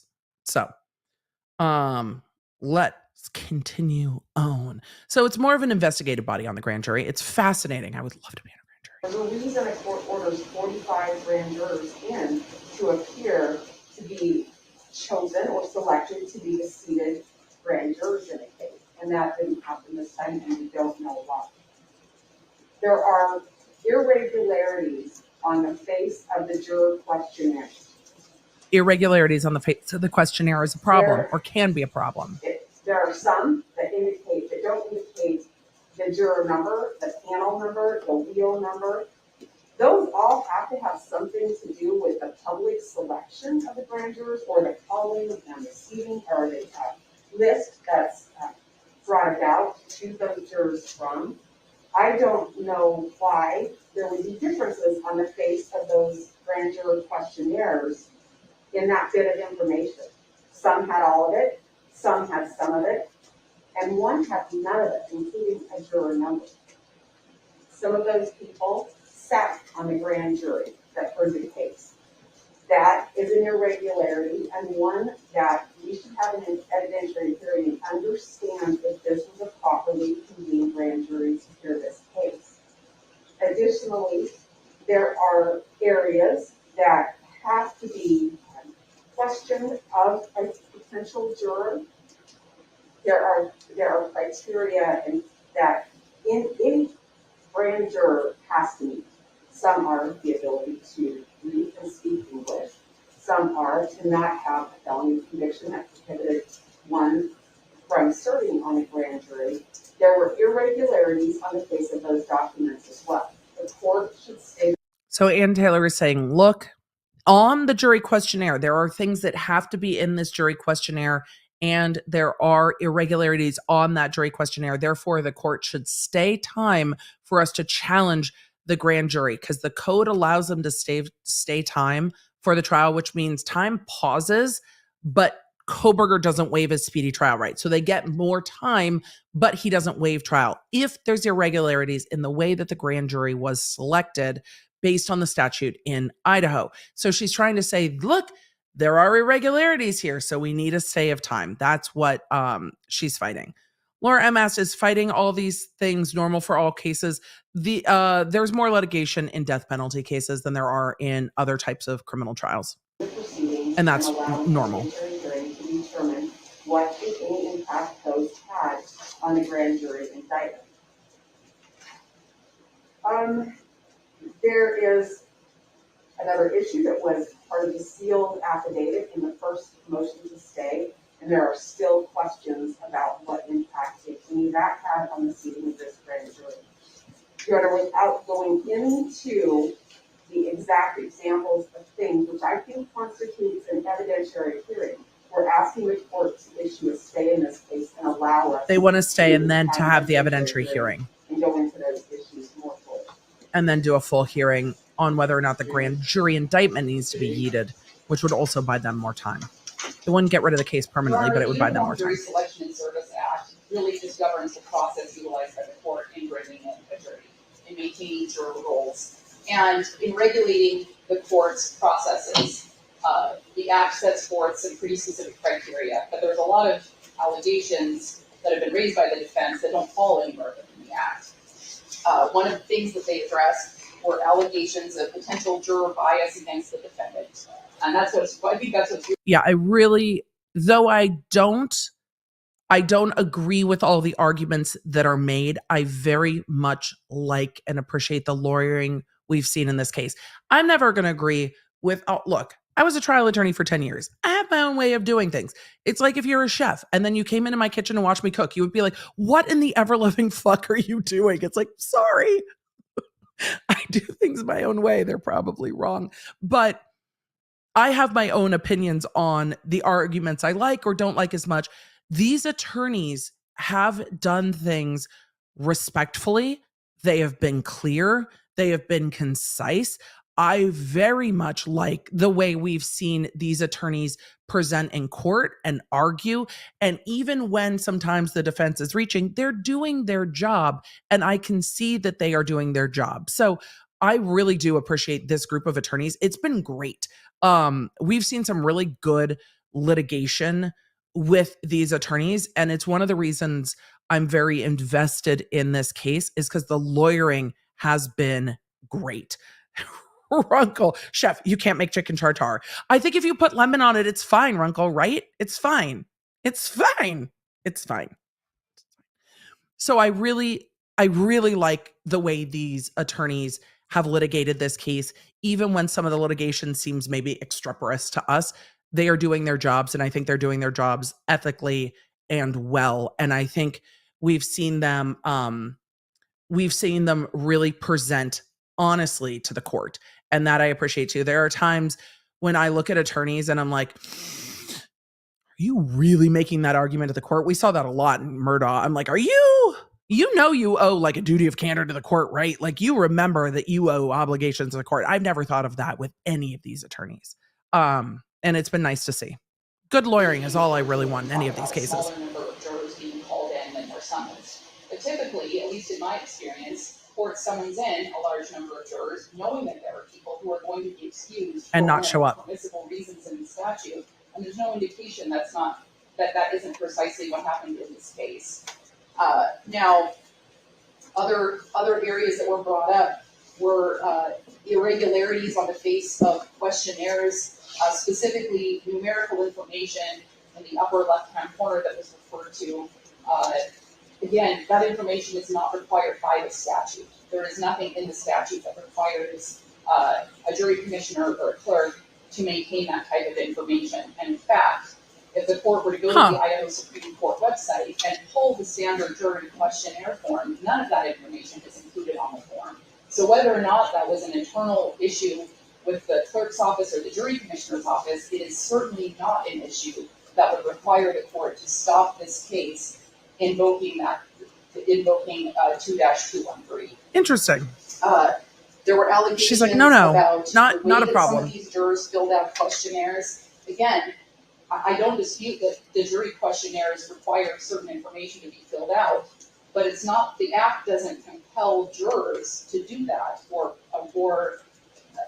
govern the jurors' behavior in doing that. Instead, the Act sets forth the remedial steps that the court or clerk's office or jury commissioner's office is supposed to take when that occurs, and they haven't even made that allegation, nor have they. So she's reframing it, which I appreciate. Other materials that give them reason to think that there were. She's like, no, this isn't a problem. Related to one specific juror who failed to check one of the boxes. Now, the other thing that came up in that motion was that there were jurors that the presiding judge, I believe, had praised some of the jurors for a handful of jurors who agreed to serve despite having other obligations. Again, Your Honor, this is really, really be stretching the purpose of the act. This That's conduct really- is not forbidden by the act. The act. That's really common that a judge will say to the jurors, ladies and gentlemen of the jury, I know a lot of you have other things to do, other obligations. I know that taking time away from your jobs and your families and your life responsibilities is difficult. And I really appreciate you taking that time away because your civic duty here is also very important. That is so common. Most judges make it a point to acknowledge and appreciate the life sacrifice that it takes to sit on a jury, especially when it takes days or weeks. All the time the judge does this. Does not prevent a presiding judge from thanking jurors for their service. This motion to state should be denied. There certainly has not been a substantial failure to comply that has been alleged. Arguably, there hasn't even been a failure to comply to the extent that these allegations deal with things outside of the act. We would ask the court to deny this motion. Yes, Shannon.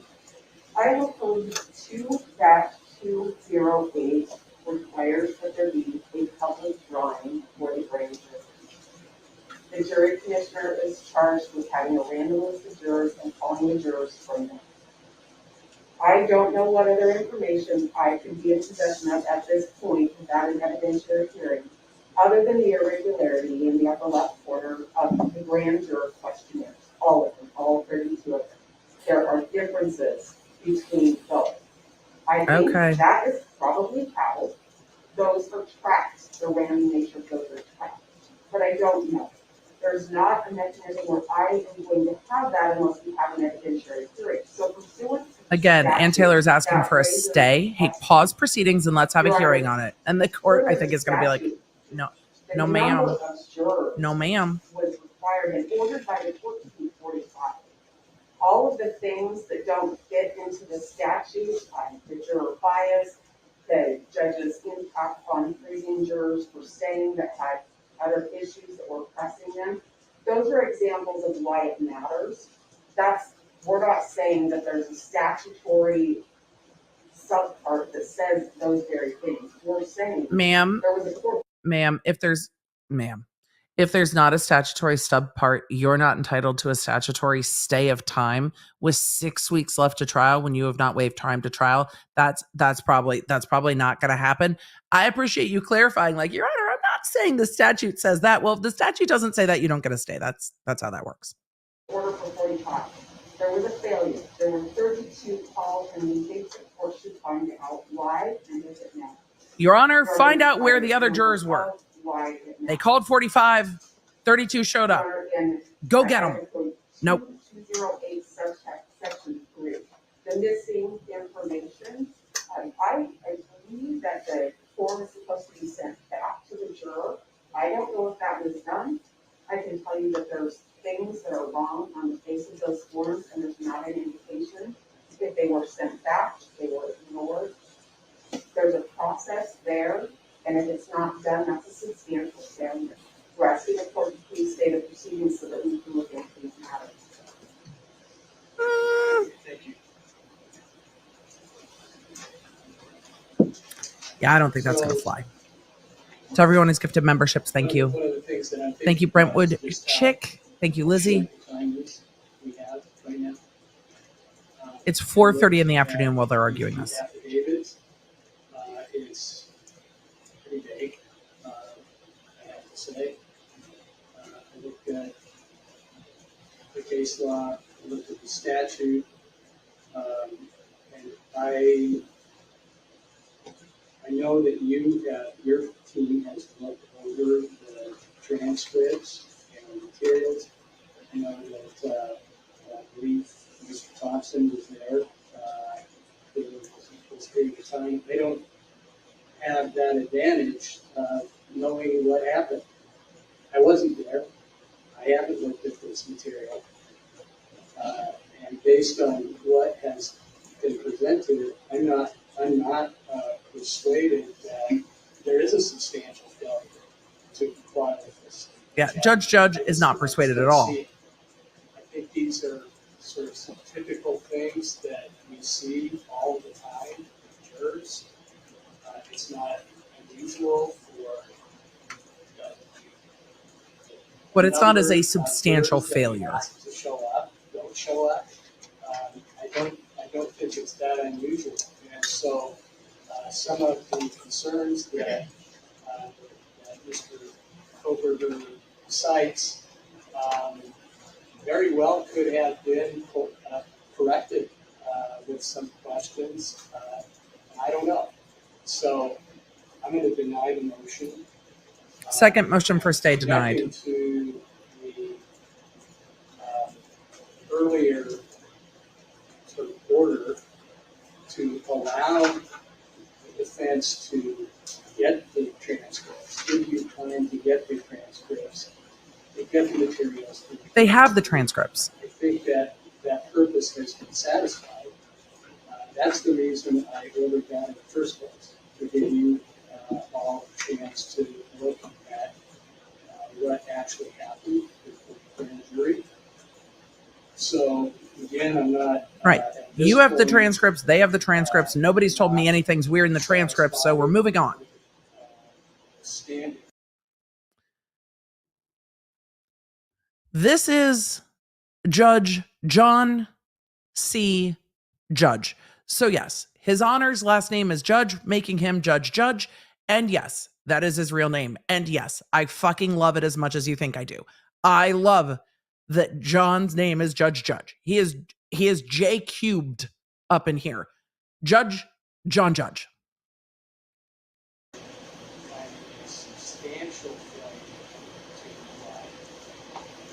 I just need Judge to speak up. I'm going to roll back the original stay. I'm putting quotes because it wasn't a stay. Damn it, I was talking. Hold on. He's rolling back the 37-day stay. So Judge is now rolling back the 37-day stay. So not only did they lose their motion for a second stay, but the prosecution, it seems, won their motion for reconsideration, which is rare, by the way. When you ask a judge to reconsider, they don't normally grant it. It's like when you ask your parents to reconsider, they're just like, I said what I said. No, I'm not reconsidering. However, if you need like your spouse to reconsider, maybe purchasing a new car or whatever, just motion to reconsider is a real nice way to say, I would like you to change your mind very much. So yes, takesy backsies. I'm going to roll back the original stay. I'm putting in quotes because it wasn't a stay under statute. It was just my idea to try to give the defense an opportunity. He said it was my idea to give the defense an opportunity to ask for the second motion to stay. So this makes sense. He's like, I was trying to give you the opportunity to make the second motion to stay, but now that he's denying the second motion to stay, it makes sense that he's rolling back the first motion to stay. Here is something that happens to defense attorneys. I have not worked as a defense attorney. I've worked as a prosecutor. But there are times that defense attorneys will come to me and say, would come to me and say, can you please look more closely at this case? And I will say, sure, but know that when I look more closely, sometimes things get better, but often things get worse. So I will roll the dice, but sometimes things get worse. And then when I come back and I'm like, so hey, your defendant has like 4 strikes from another state that we hadn't found, and then there's all this other stuff, and then we found another victim. I looked more closely, but it didn't get better. So your defendant needs to tell you what you need to know before you come and ask me to look more closely. Because generally, when someone looks more closely, it doesn't get better, and that's what happened here. Hey, Your Honor, look more closely at the stay. The judge is like, I have looked more closely. No stay for you. File such a motion.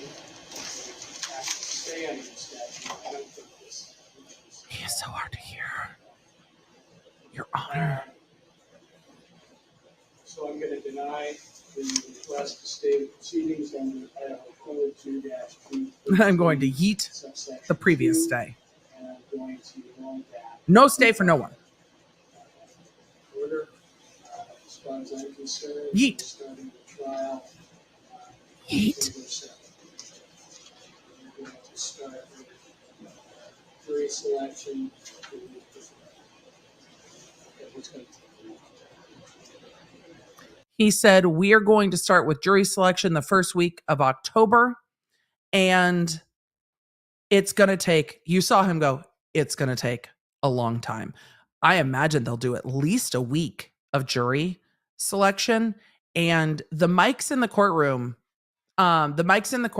were for the court to hear. The mics in the courtroom don't seem to be connected to the camera. So that is why he is the hardest one to hear. He's the furthest back.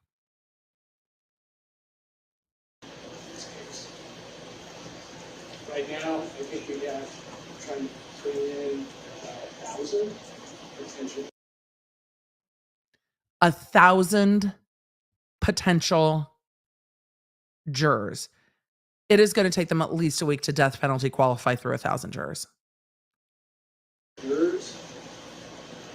At this point, I'm not even sure that's it. Whoa. At this point, I'm not even sure that's enough. Because not only do they have to death penalty qualify the jurors, but they also are dealing with a high profile case. He's like, we want to bring in 1,000 jurors, and I'm not sure that's enough. And it's a high profile case on top of being a death penalty case. So next motion. And not everybody will be death penalty qualified. Is I'm sure in this chat, not everybody would be death penalty qualified. It is not everyone will sit on a death penalty jury, and that's fine. Thank you. Alibi defense. And Judge, since filing of our motion looking at the defense's response, We have had the defense's response. The defense's response to the alibi motion. Remember, the motion for alibi is that if the defendant has an alibi, if he's going to go all, it wasn't me, you need to let the prosecution know who was with you, where you were, and how you are proving, essentially, that it wasn't you. Remember, the defendant is innocent till proven guilty. The defendant does not have to prove shit. But if they choose to, all of that has to get turned over within the specified time period under the code in Idaho. So the prosecution is saying they have not given us the info, so they cannot just show up at trial with a alibi defense. He was with somebody else. He was at this other location. We're going to prove it. They can put on a vigorous defense through cross-examination, through their own experts. It's different than putting on an alibi defense with your own affirmative witness. So that's what they're arguing about. And the defense is like, he was out driving. For jurors to be death penalty qualified, they have to be willing to sit on a death penalty case, and they have to be willing to render a verdict of death if they are required to do so. And there are many that will not do that and will choose not to do that. So not everyone will be okay with rendering a verdict of death. All right, let's keep going. we've made a little bit of progress. The defendant has at least, Mr. Kohberger has at least now stated that his alibi is he was out driving around that night. We knew that already. And if that's his alibi, so be it. What the defendant has still failed to do is to comply with Idaho Code 19-519 and Idaho Court Rule 12.1 that specifically requires a defendant to provide identified names of witnesses who will be called to support the alibi along with their addresses. He's going through the code. Said, well, I may do that, or I may call witnesses, or I'll do it through cross-examination, and of course I have the right to testify on my own behalf. We don't question that. At this late date, I do not believe it is possible, even if the defense were to provide a list of the names of witnesses and addresses today, that with everything else that needs to be done leading up to a week with before October 2nd, that there's any way that the state could reasonably be expected to respond with the, as contemplated by the rule of statute. So the state's position at this point is we will accept what the defendant has said, that he was driving around, although he should specify where he was driving. If he's not going to call anybody else, if he's not going to offer evidence to anybody other than himself, then that's none of our business. So what he's arguing is that if there is somebody that was out driving around at night with him, though he said he was out driving alone, you have to provide that information. If this is all just coming in through the defendant's own testimony or through an expert, I'm sure they've done all the black box stuff in the car. So if it's coming in through a defense expert, that expert would have already been disclosed. And this is not really a true alibi defense under the meaning of the code, because it's potential defendant testimony and cross-examination of expert witnesses. So not really a true alibi defense in the way that the code envisions it. But the defendant has an absolute right not to testify if the defendant decides to testify. So a defendant not in this case, any case, if you have a defendant who has never spoken to the police, who has never given an interview, who has said, the police are like, would you like to speak to us? And the defendant said, I would like to speak to my lawyer immediately, please. I would not like to speak to you ever. The Fifth Amendment is my friend. Then you can have a defendant testify and the prosecution has no idea what they're going to say. But if they're going to say, and I was with these other people and I was at this other location, and they're going to prove that through other witnesses, they have to provide those other witnesses. They don't have to provide what the defendant is going to say to the prosecution. And the prosecution can't comment on it one way or another. So the defendant has the right to remain silent. They have the right to waive that and testify at trial. But if they're going to use others, then the others need to be provided. If they're just going to call experts and digital and forensic experts, and those will get turned over. So that's a little bit differently. So We're willing to accept that with an order from this court prohibiting the defense from offering third-party evidence, whether by direct or cross-examination, in support of the defendant's claimed alibi. If he wants to testify to that, that's his prerogative. But at this point, it's too late for the defense to comply with the statute and identify specifically people and their addresses who testify. So that's where we stand now, Judge. Thank you.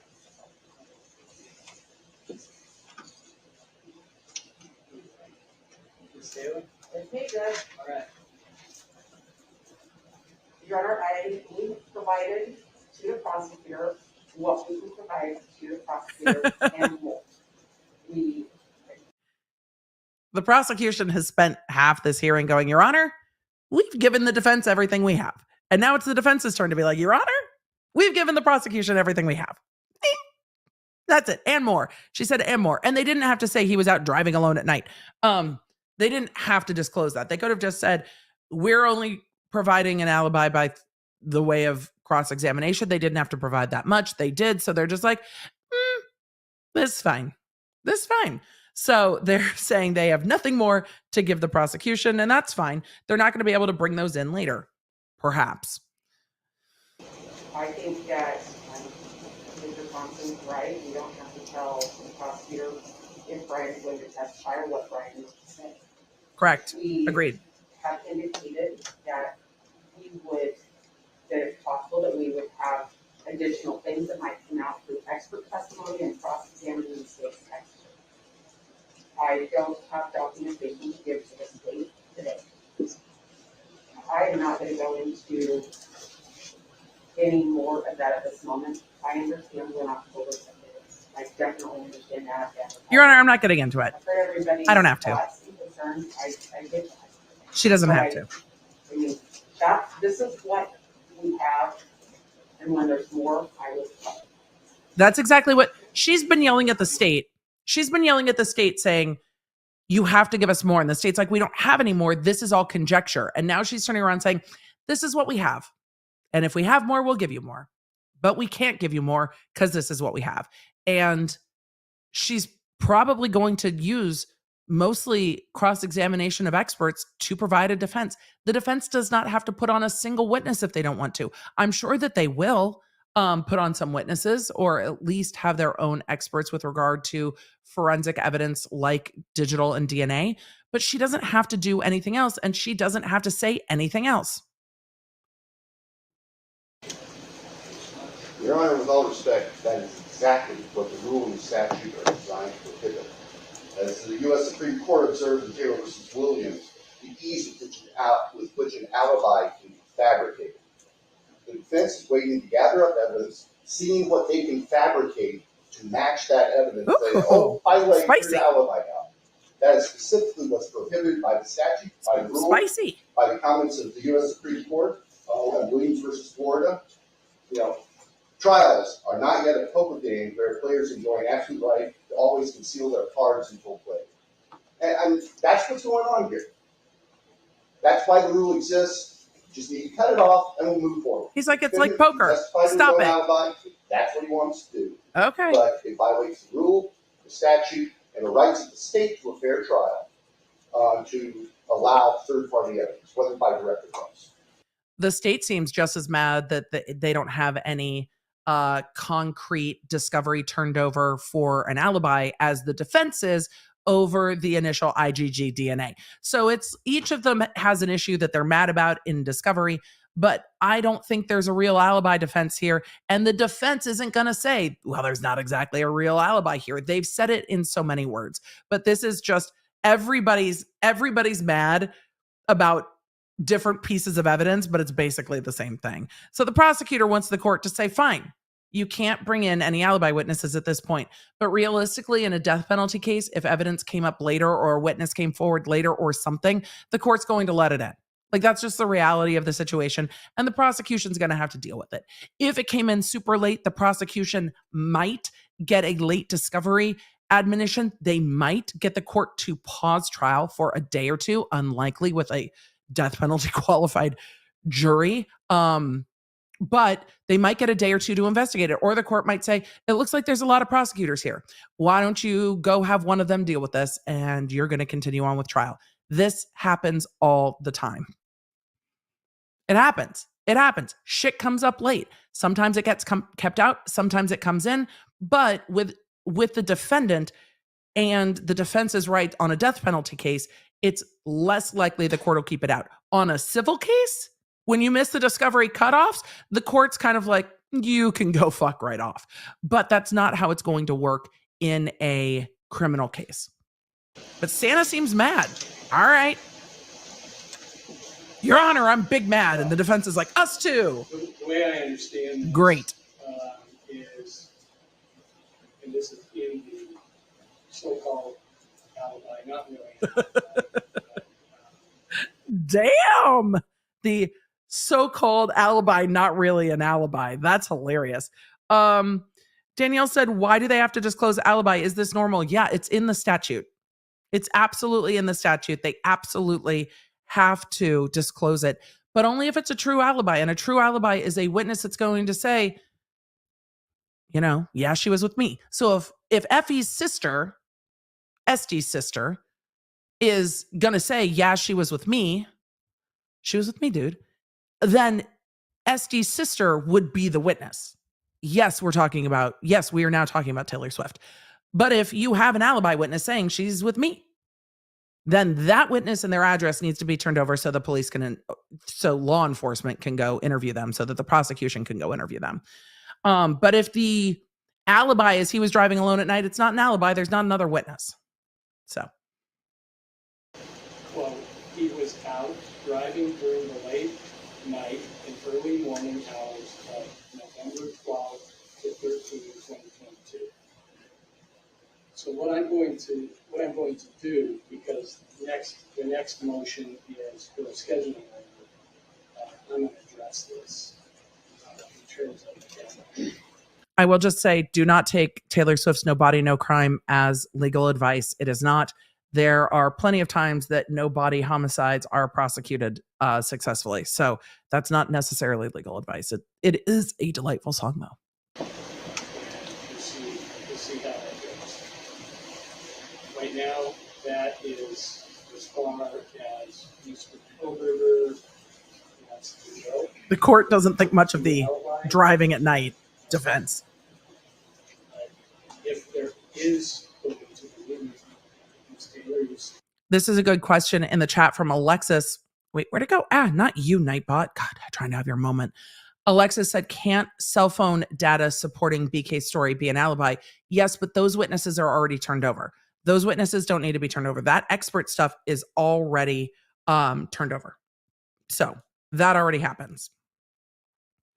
Anna, we talked about this later. Keep watching. I wonder if you're behind a little bit in the chat. I talked about it a little bit earlier. yes, they've got some witnesses. A certain date, Okay, another day.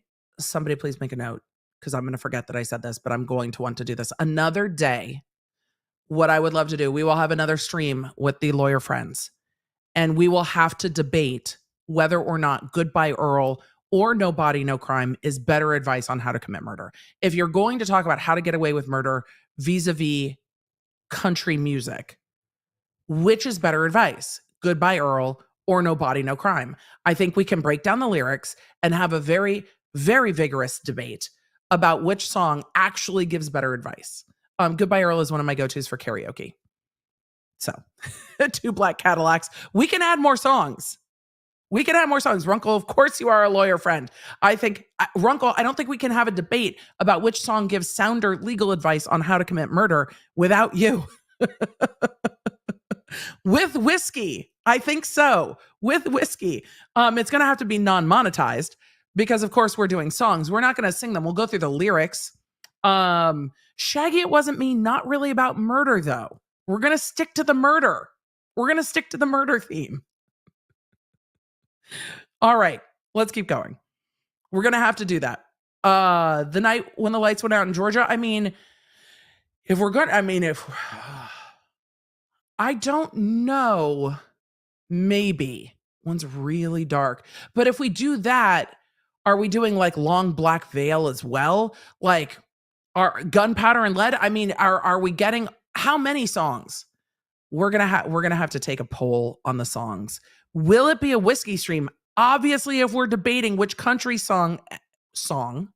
which song gives better advice on how to get away with murder, we'll need to make it a whiskey stream. Ooh, Papa Loves Mama is a good one. Papa Loves Mama is a good one. A lot of these have themes of domestic violence. Thunder Rolls is also a good one. Oh, I'll have to take a poll. I'm going to have to take a poll. We'll absolutely have to take a poll. Goodbye Earl is on it. It has to be. It's one of my favorite songs about murder. No Body, No Crime, because we were organically talking about it. We will add more. Gunpowder and Lead's not a bad one. A lot of, and then we'll end up debating defenses as well, but we'll have to do a bracket. I Shot the Sheriff. Maybe. 99 Problems is not murder. It's a good song. Blown Away isn't really murder. Negligent homicide, true. Eminem Stan is not even advice on how to commit murder. It's just murderous. I don't think it's really advice. It's just a vehicular. So Another One Bites the Dust is too dark. Get Natalie lawyer check. We'll have to have a conversation about it. We will. We'll go through all the lyrics. All right. Run. Justin Grandma got run over by a reindeer. Again, a murder happened, but it wasn't planned. All right, you guys, we have to finish this. We have to finish this hearing.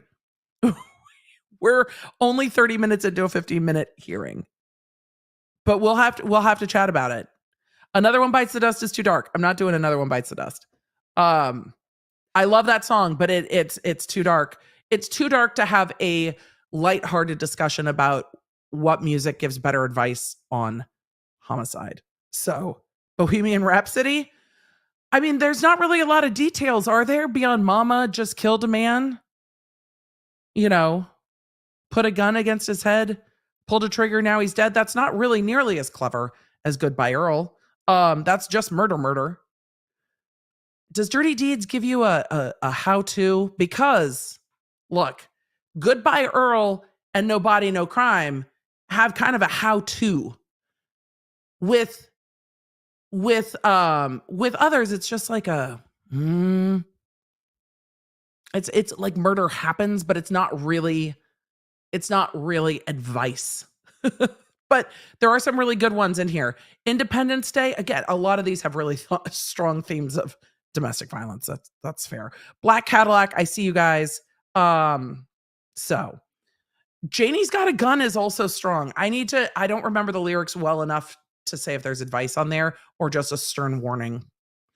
Though I do like Grandma Got Run Over by a Reindeer. Grandma got run over by a reindeer. Okay, we're going to continue. Pumped Up Kicks, also too dark. Too dark. Too dark. Look, you can tell where my brain goes when Goodbye Earl is kind of light and enjoyable and Pumped Up Kicks is too dark. Maybe Smooth Criminal. All right. I think we do need to stick to a genre. And maybe we do multiples. We can start with country music and go from there. Country music does have a lot of themes of murdering folks.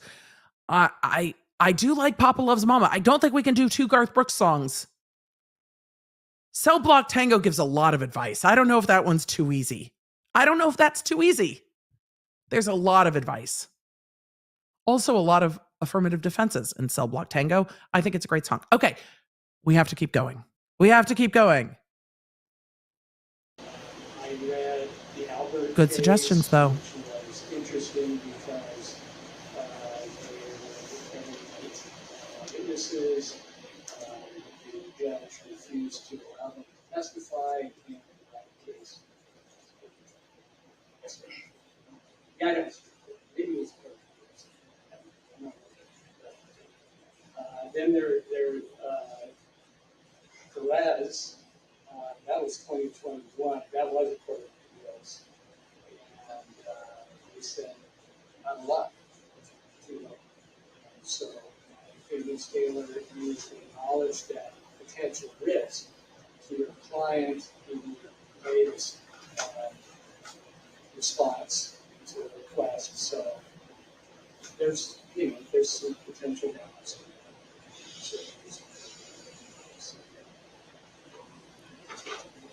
Judge, are you whispering? States. Sir? Not even the closed captioning can pick up what you're saying at this point. All right, so I think that takes care of that for now. So I'm going to give you deadlines. Scheduling order. The last motion then. Again, this motion to dismiss indictment is being pushed out. We have to set it Why is the motion to dismiss the indictment getting pushed out? yet, but we need to talk about that. But there's the motion for scheduling order. Absolutely, we need scheduling order. Okay, I don't dispute that. Didn't do it earlier because we were dealing with other things. There has been so much litigation in this case. So yes, they have been dealing with other things. So let's get to the scheduling order. So the archaic motion to dismiss the indictment is getting pushed out. Okay. Till when? Hopefully soon. Thinking I know there's another hearing tomorrow. This case is going to be pushed out because there were so many issues. There's been a lot of litigation in this case. That can't be understated. I understand that Mr. Kohberger is anxious about this student trial. So I'm going to tell you, this is a little bit of a reality check. Oh, Judge. This is a little bit of a reality check. Hey, attorneys. You keep telling me we're going to trial in 6 weeks. Bet at this point. I don't think you're gonna make it. I'm just going to tell you. We're not gonna make it. No, we're not. He's going to issue an order. 6 weeks, about 6 weeks. You have 6 weeks. Good luck. I'm going off of Mr. Thompson's motion, and maybe added a couple of things, but deadlines for completion of discovery, September 1st. 9-1 for discovery cutoff. Deadlines for expert disclosures under Rule 16B7 and C4, September 8th. Jeez. If there is an actual alibi, then it's required under Rule. The fucking shade. If there is an actual alibi, because driving around at night is not an actual alibi. If there's an actual alibi, then what? 12-1 and 19-519, September 8th. This is real fast. Deadlines for pretrial motions, including motions of limine, motions related to the death penalty, and other motions under Rule 12B. And I'm going to say also, if your client, Ms. Taylor, decides to waive speedy trial, I'm going to have a deadline of September 8th. I don't know if you can do that. We'll talk about that in a minute. There's going to be a lot of work between now and October 2nd, and if that. There's not very many days between now and September 8th. Though this hearing was on Friday, it's only Tuesday. So he has told them that they need to complete all discovery. Like everything needs to be turned over by September 1st. Reminder, there's a holiday weekend in there. These attorneys aren't going to have one, but there is a holiday weekend in there. Expert discovery needs to be done by 9/8. Alibi, real alibi, needs to be done by 9/8. Pretrial motions in limine, any death penalty motions also need to be done by 9/8.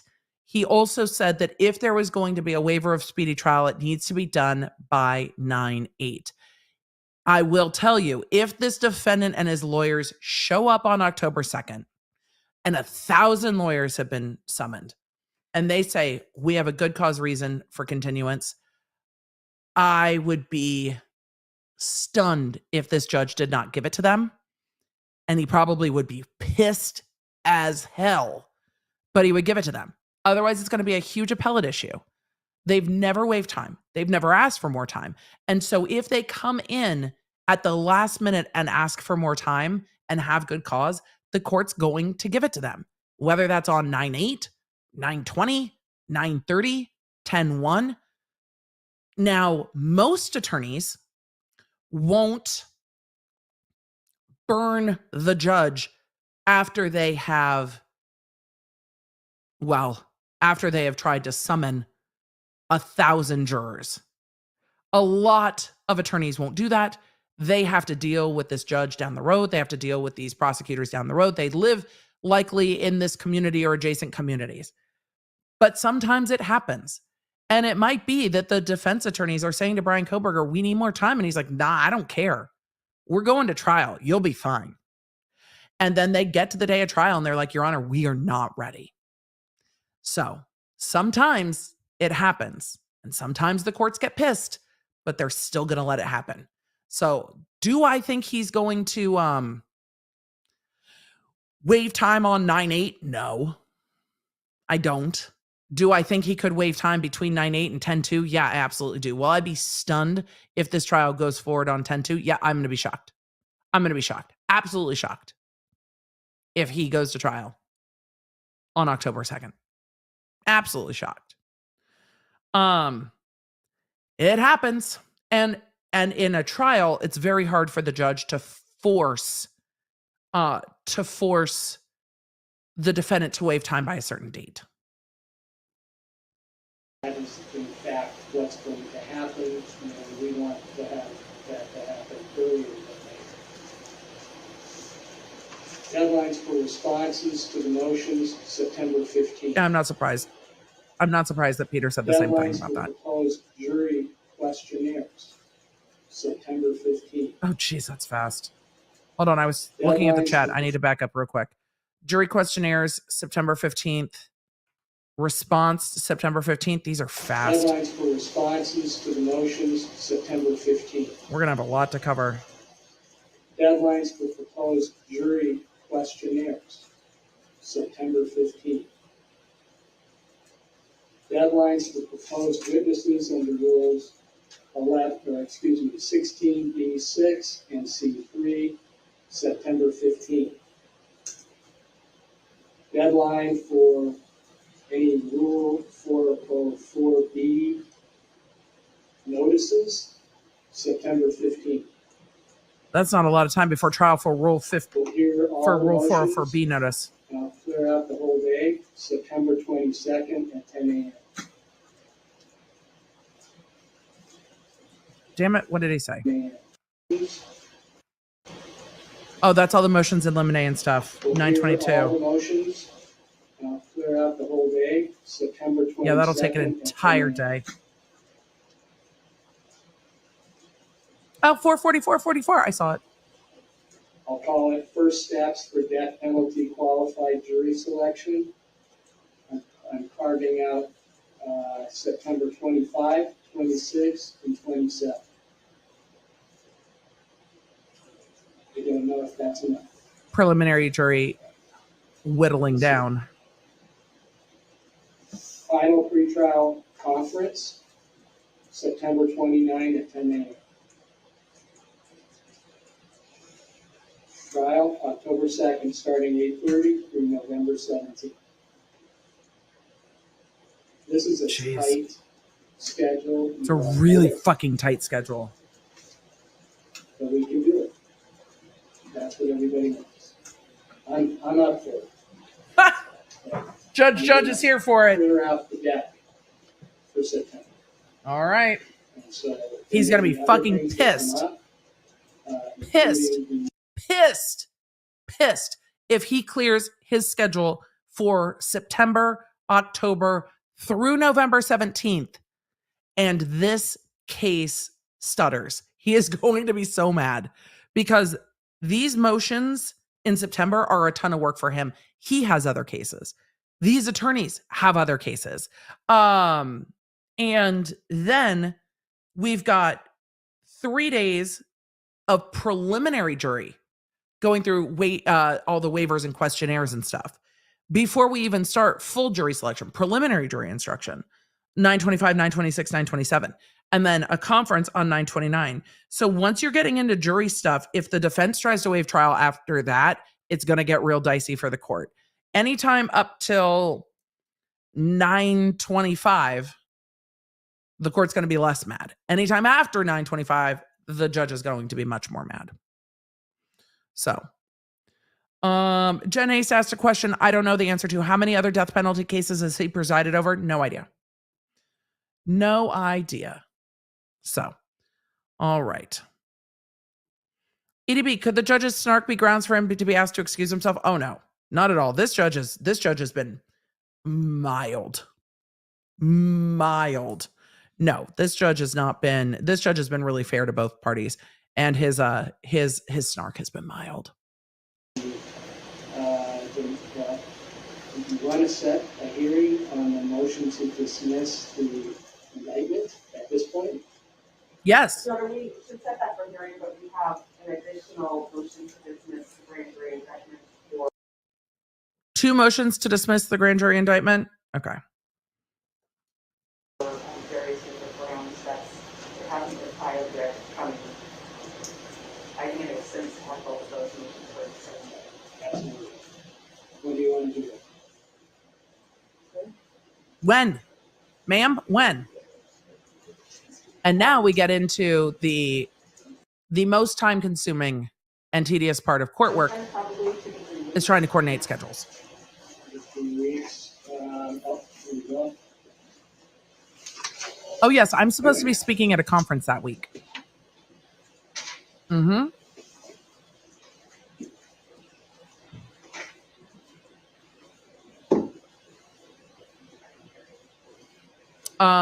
Danielle, the defense has an absolute right to rush it, Not next week. Do it next and week. you can't blame the prosecution when the defense is pushing it. The defense has the right to waive it or not. I am.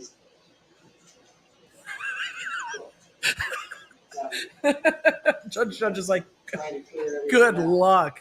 So, His court calendar must be so crazy. Must be so well, actually, crazy. we could do it the afternoon of September 1st because I had that at one point. Because he's trying to get all of his stuff September 1st, that's a Friday. out. Say 1 o'clock.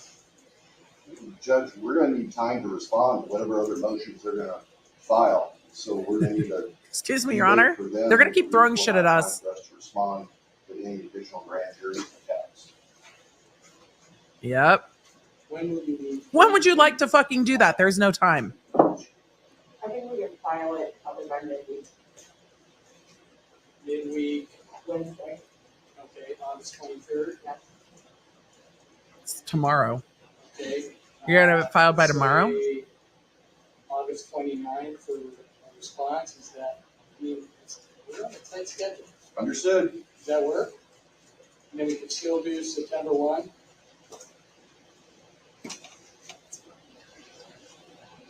I'm wondering if maybe it would be wise to put it out all, we've got a bunch of things going on the 8th, just do it on the 8th.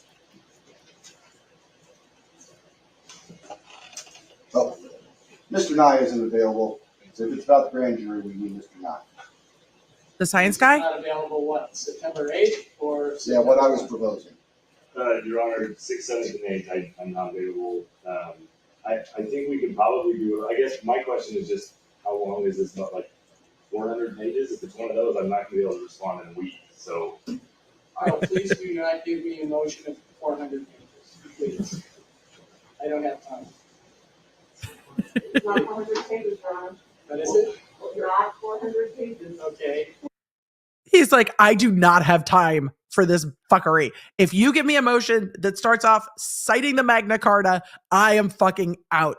Because it takes judges time to prep all of their motions too and do research too. This is a ton of work for everyone. He's like, dude, most jurisdictions have cutoffs and the federal has cutoffs of like, it's this many pages. Kathy Adaz asked, when is BravoCon? November. So when I was a research attorney, this was me as a research attorney. Your Honor, the page limit is X. These attorneys have filed Y. Would you like me to kick it back, or would you like me only to read up to the page limit? Or would you like me to tell them to resubmit it? Because I was always like, kick it out, kick it out. Like, I do not have enough time. We have so much work. I was always rooting for the judge to send them back to the queue, like get to the back of the line. So it was always a, send them back, make them refile it, and then they go to the back of my stack for work, and I don't have to deal with it at this point. So I was always trying to eat things. Always. Send it to the back of the line. Put them in a timeout, Your Honor. Put them in a timeout. Well, yeah, that may be kind of an overstatement. The motions that we've seen on some of these issues in other jurisdictions are multiple pages, as the court can see from the one that's pending, dozens of pages of attachments of taking us back into ancient history. Realistically, the court's got the same amount. Taking us back into ancient history, the Magna Carta. Your Honor, it's dozens of pages and all of these attachments taking us back into ancient history. Oh, the attorney sass. Time as we do to try to digest all that, plus we have to respond. I've read every single word. Yes, sir, we've been there. I've been there too. I fucking hated it. So, can we do it on September 1st? I'd like to clear it out. Hey, if I'm going to dismiss the indictment, I mean, I think everybody should. We know need to do that pretty quickly. soon. Also, if I deny it, everybody should know that pretty soon. And I think our concern, Your Honor, is just, we're talking about a potentially very lengthy brief being filed sometime next week, and then a deadline the following Tuesday. I think that the brief deadline, I think, is potentially more concerning than the hearing date. Okay. So you want a little more time to respond? Well, I think they should have a deadline, and then perhaps at least a week for us to Well, respond. their deadline is August 23rd. 23rd. Okay, yeah. So, If I'm we- trying to. Yeah, you can't just give them 5 days. Try to make everybody happy. You can't make everybody happy, Your Honor. If we could have till the There's no 30th, time. then I'll just, whatever it is, I'll respond to it in 7 days. It'll be fine. Okay, so you could respond by August 3rd. I'll do my very best, yes. Okay, you can't ask more than that. You'll respond by August 30th. That's a yes. He's like, all right. You Delightful. say you're not available September 6th, 7, and 8. That's what he said. Correct, so if we respond by the 30th, and then we can do the hearing 2 days later on the We'll make first. it work. On the Jeff. 1st. I was planning to be out, but I'll change that. That's not a problem. I'm Okay. putting my calendar. Do it the 1st. 1 o'clock, September 1st. Yes, sir. Jeez.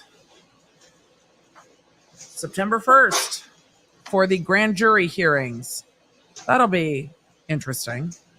Where am I September 1st? Am I on a plane September 1st? Okay.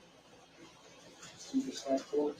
That's on a Friday. I won't be able to cover that until Tuesday. Some of this can be. I'll do a short or a reel. I'm at a wedding. And just to clarify, Judge, on the September 1st deadline for discovery, that includes also all litigation and sentencing items. Is that correct? What? It's all one and the same. Once we get going to trial, there's not going to be another break. What? Santa. The prosecutor just said, so, Your Honor, you are asking for by September 1st, which is, I don't know. How many days? 1, 2, 3, 4, 5, 6, 7, 8, 9, 10 days, not even 10 court days, 10 days, 10 calendar days from now. Like 14 calendar days from them. He's saying, Your Honor, you want all of the mitigation documents and all of the sentencing documents for the death penalty because there won't be another break because they are not taking a break. Once they start trial, they will do jury selection and then the guilt phase. If he is convicted, they will start the punishment phase. And at the punishment phase, similar to like we saw in business, but at the punishment phase, you can bring in a bunch of different stuff that you can't bring in at the guilt phase. Different experts, mental health experts, etc. So the prosecution is clarifying and maybe pushing on the defense a little bit. Clarifying. So you need all of the death penalty mitigation documents that are going to be presented in the second phase of trial as well by that date, by the expert's date. So the defense has probably had their experts already interviewing Kohberger and doing reports, but the prosecution's like, TikTok, you don't stop because we need all of that too, because there is not going to be time. And this is really pushing that date to get the defense to get those done. And those are a very big deal.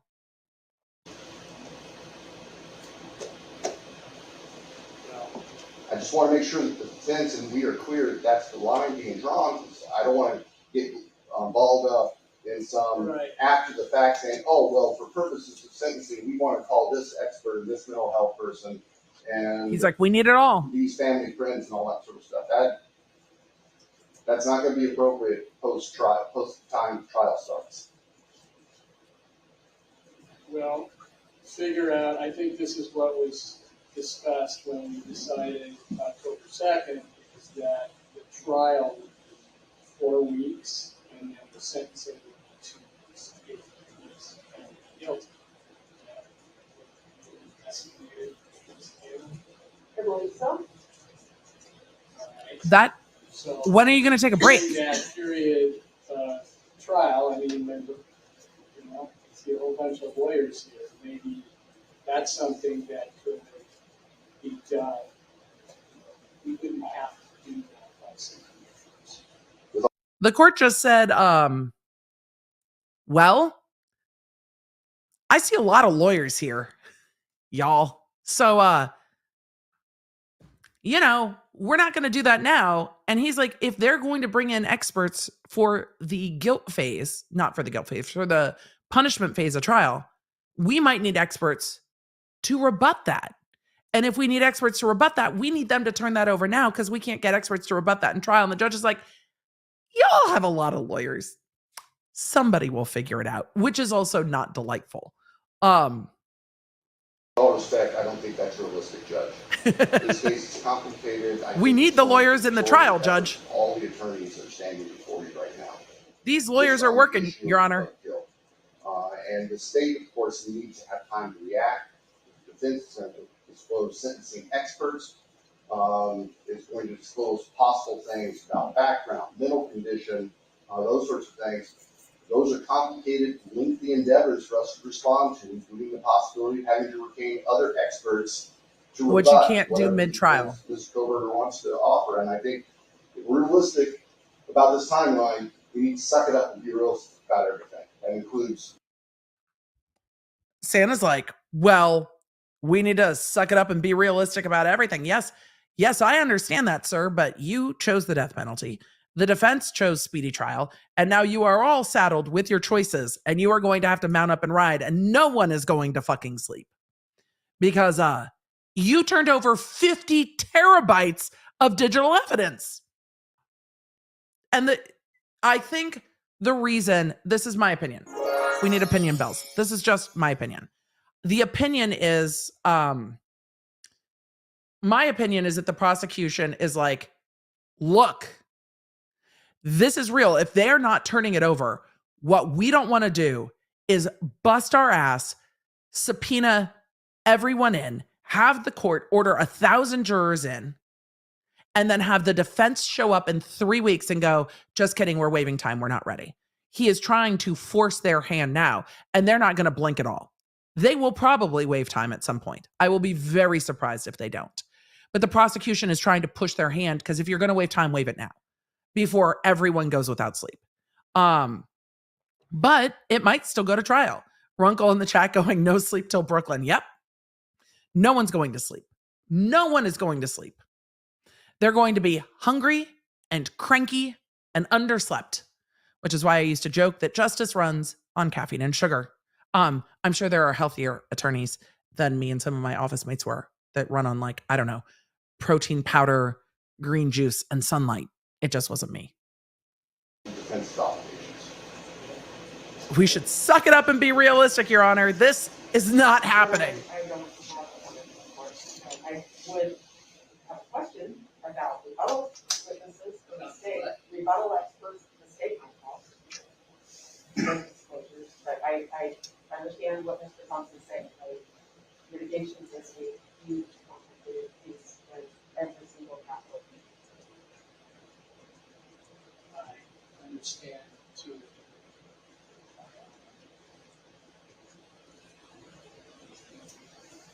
And I mean, I have no idea where you are. Busily working, Your Honor, very busily working. No, the prosecution didn't get 37 days taken away. That was the defense's 37 days. The prosecution is trying to push the defense into an answer. Because I think the prosecution is still assuming that the defense is going to waive time at some point, and they're just trying to do that sooner rather than later. So that's where we're at. They're pushing for sure.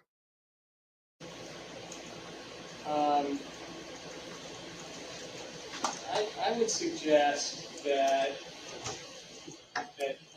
maybe there could be a little more time for that. I mean, the deadline. When, excuse me, Your Honor, I would suggest there could be a little more time on that. When would that be? When would you like to waive time? Anyway, he's like, there could be more time. Good luck with that. I saw the chat saying they're running on coffee and adrenaline. Yes. I will tell my more stories of adrenal fatigue at another time, Sarah, because yes, sometimes that is not a solid plan. If you are lucky, you work at a courthouse with good food. One of the courthouses I worked with had fantastic grilled cheese sandwiches. I could eat them in about 2 minutes flat while walking, so it made sense. But this is a lot. This is a lot, and the court is The court's not optimistic that they're going to get this done on time either. For sentencing, mitigation, and all that, make that September 15th.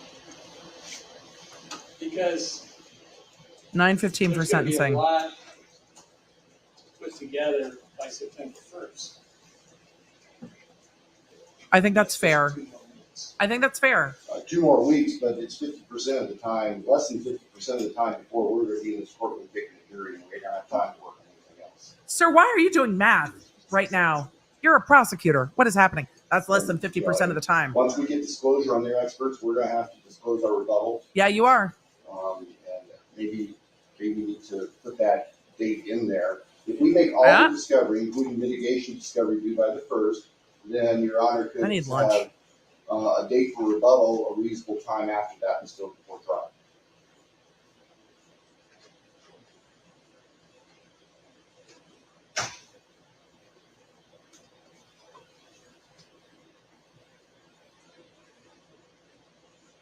Oh no, prosecutors are welcome to do math. I'm just playing on the stereotype that most lawyers do not math. They So lawyer math. witnesses, That lawyer was like, that's 50% less of the time. I'm like, sir, what? No, discovery, well, let's see. Witnesses September 15th, discovery by September 1st. And so if there are reports from experts, from examinations, mitigations, studies and that sort of thing, those would have to all be by September 1st. Your Honor, you made September 8th, the experts. Yeah. Along with several other things. So you can have response to experts on the 15th. Thank you. So maybe we need to move up the deadlines for witnesses, Wait, I made all my notes. lay witnesses, on September 8th with response by September 15th. I thought this was so plain. Let's just start thinking about it. That's, I'm not even promising it's doable, but it's just what we need to do. I mean, I love that the judge is like, I'm not saying we can get this done, but we're all just going to give it our best. They have a little bit more time.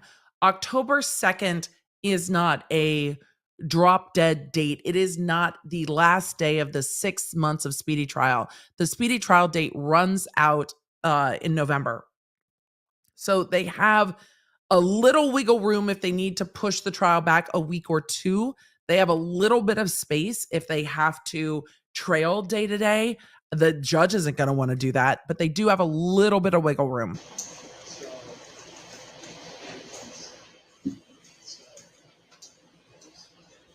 here we are. So, He's not optimistic at all. He's like, we'll see. I'm just gonna say. Shit's gonna happen. Information, disclosures, just make it September. We'll have plenty of time to sort that out. Not plenty of time. So, I'm interested to see this set scheduling order. It wasn't up yesterday when I checked. we can talk about all of that on September 22nd. Whew.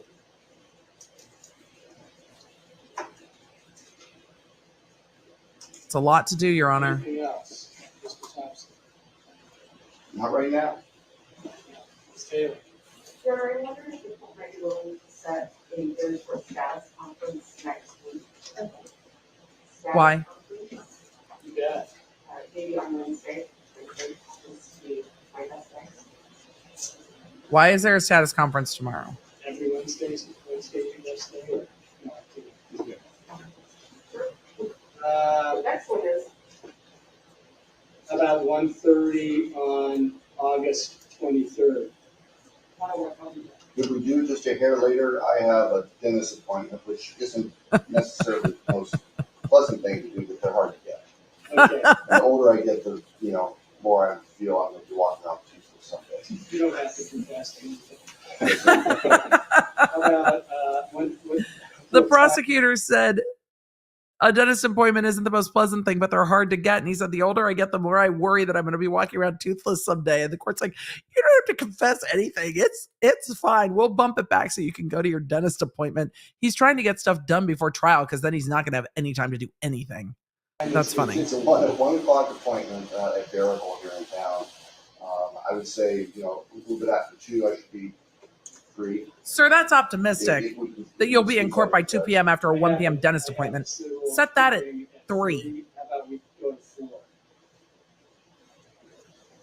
If that keeps Ms. Taylor in town long, that would be fine. Or if it's just a status hearing, we could probably do by 2:15, 2:30, and be done by 3. What you think? I think it will be very, It'd be very what? I think it'll be a quick hearing, so She thinks it'll be quick. Get you ready for your regular docket, and if we are together at 2:15, if there's a conflict, you make it, we won't keep you from the. Can't you just call it in then? Like, could you just zoom it if it's that quick? It's a 15-minute hearing. We'll be done on it. Okay, at 2:15? Yes. You just want to do it by Zoom? It's a status Yeah, just do it by Zoom. I do not. Why? I want it to be in person. What are you If doing? you have a Zoom link for counsel who are out of the area, that would be fine. Ann Chandler's like, no, I want it to be in person. What do you need to do at this status conference tomorrow? She's being very vague, but in a way that it is odd to me, because it's not like, oh yeah, we can do it by Zoom. What does she need for a quick status conference next week? If they show up on Wednesday and waive time, I'm going to lose my mind, because she could have done it today or on Friday when this hearing was. Plus in person. Like, what's that quick? Status. 2:15, August 23rd. Okay. Thank you, sir. Okay. 2:15 So tomorrow. we're all on the same page, right? On Thursday, I'll cover it. It'll be covered on social before that, and I'll share it in the community tab on YouTube when we know what's going on. Thank you. Thank everybody for your patience. It's been a long Thanks, day. Maud. Thanks, chat. You guys don't forget to do the YouTubey things. Thank everybody. Excuse me, Judge. Could you remind people to do the YouTubey things as you're saying goodbye? Thank you, everybody. Thank you for your patience. Don't forget to like and subscribe. Your Honor, it would really help. I'm teasing. All right. I just so Oh my stressed out because of this. The Alejandro deposition from vehicle is what came up next. All right, y'all, let's do a quick recap and then we're going to get to questions. So we watched the lawyers argue through the rest of the motions. The DNA got put over. So the prosecution still wants to be able to cross-examine those experts that came in. A date has not been set for that. The motion to dismiss the grand jury indictment has been put over, and they want to file another motion that's going to need to be filed in like 4 days. The motions for stay have been denied, and the previous stay has been yeeted, so there is no extra 37-day stay. Then they argued scheduling order, and well, most people don't think the scheduling order is that important. It gives a good sense of how the judge is feeling about this case. And right now, the judge is feeling that this is impossible and this is going to be very difficult. And he's like, I'm here, you're here, but this is going to be challenging. This is going to be challenging to get done. And the judge was acknowledging to everyone exactly how challenging this will be to get done. A very tight scheduling order with lots of motions left. The defense wants to bring more motions to kick out the grand jury indictment. The defense still needs to figure out the discovery on the DNA. They need to get all their death penalty motions in, all of the motions in limine. And then something is going on with a status conference scheduled for tomorrow. So on Friday, she asked for a 3-day status conference. I wonder if I wonder if the scheduling hearing and some of the motions that were lost will allow Ann Taylor to go talk to Brian Kohberger and say, this is why we need to waive time. And they might come in and waive time. That would only take 3 minutes at a hearing. Your Honor, my clients decided to waive time before September 8th, before you start wrangling 1,000 jurors into a courtroom and start sending out death penalty questionnaires and the rest of it. Maybe the reason Ann Taylor doesn't care about what the scheduling order is because Ann Taylor knows that her client is ultimately going to waive time. We'll see. So I'll cover that on social tomorrow when we see what's happening from the courtroom. As always, once those court hearings are done, they take a while to upload. We'll just cover the hearing on Thursday. If that hearing, she said 15-minute hearing. We'll see what happens if we need to cover it on Thursday. Otherwise, we're covering sidebars. So we'll see what happens tomorrow in court. I will post that in the community tab and on social. But this schedule, God, that scheduling order is an absolute beast of burden, man. That is going to be very tough to get all of that done, but that's what they want to do. So good luck. They still need to decide on the DNA. They still need to decide on the grand jury indictment. They still need to have cross-examination of the DNA experts. I don't know when they're going to do all that, but they've got days set aside for hearings. So with all of it, we are going to go. Jen H in the chat said, can she waive time over Zoom? If they were going to waive time, she would want to be in court with her client because there are waivers that her client would need to give in court, and she would need to talk to her client. Mary Jane asked, can we have a death penalty poll? I don't poll results in trials, so I'm not going to poll that either in this trial. So we're not at guilt yet. He is still presumed innocent. I'm not going to poll anything. So Hannah said, if they waive time now, what would the time frame be for trial then? The judge could set it out 6 months or more. I don't know. So we'll see. All right. With all of that, it's time to get to questions. I have tons of questions and super chats. We are going to roll as quickly as we can through them. So it's not a 3-hour stream. It's going to be a 3-hour stream, but I'm going to roll through as many as we can. Y'all don't forget to do the YouTube things. I appreciate you. We're on the road to 1 million. So I appreciate it. Thank you. Let's get to questions. It's time to fact around.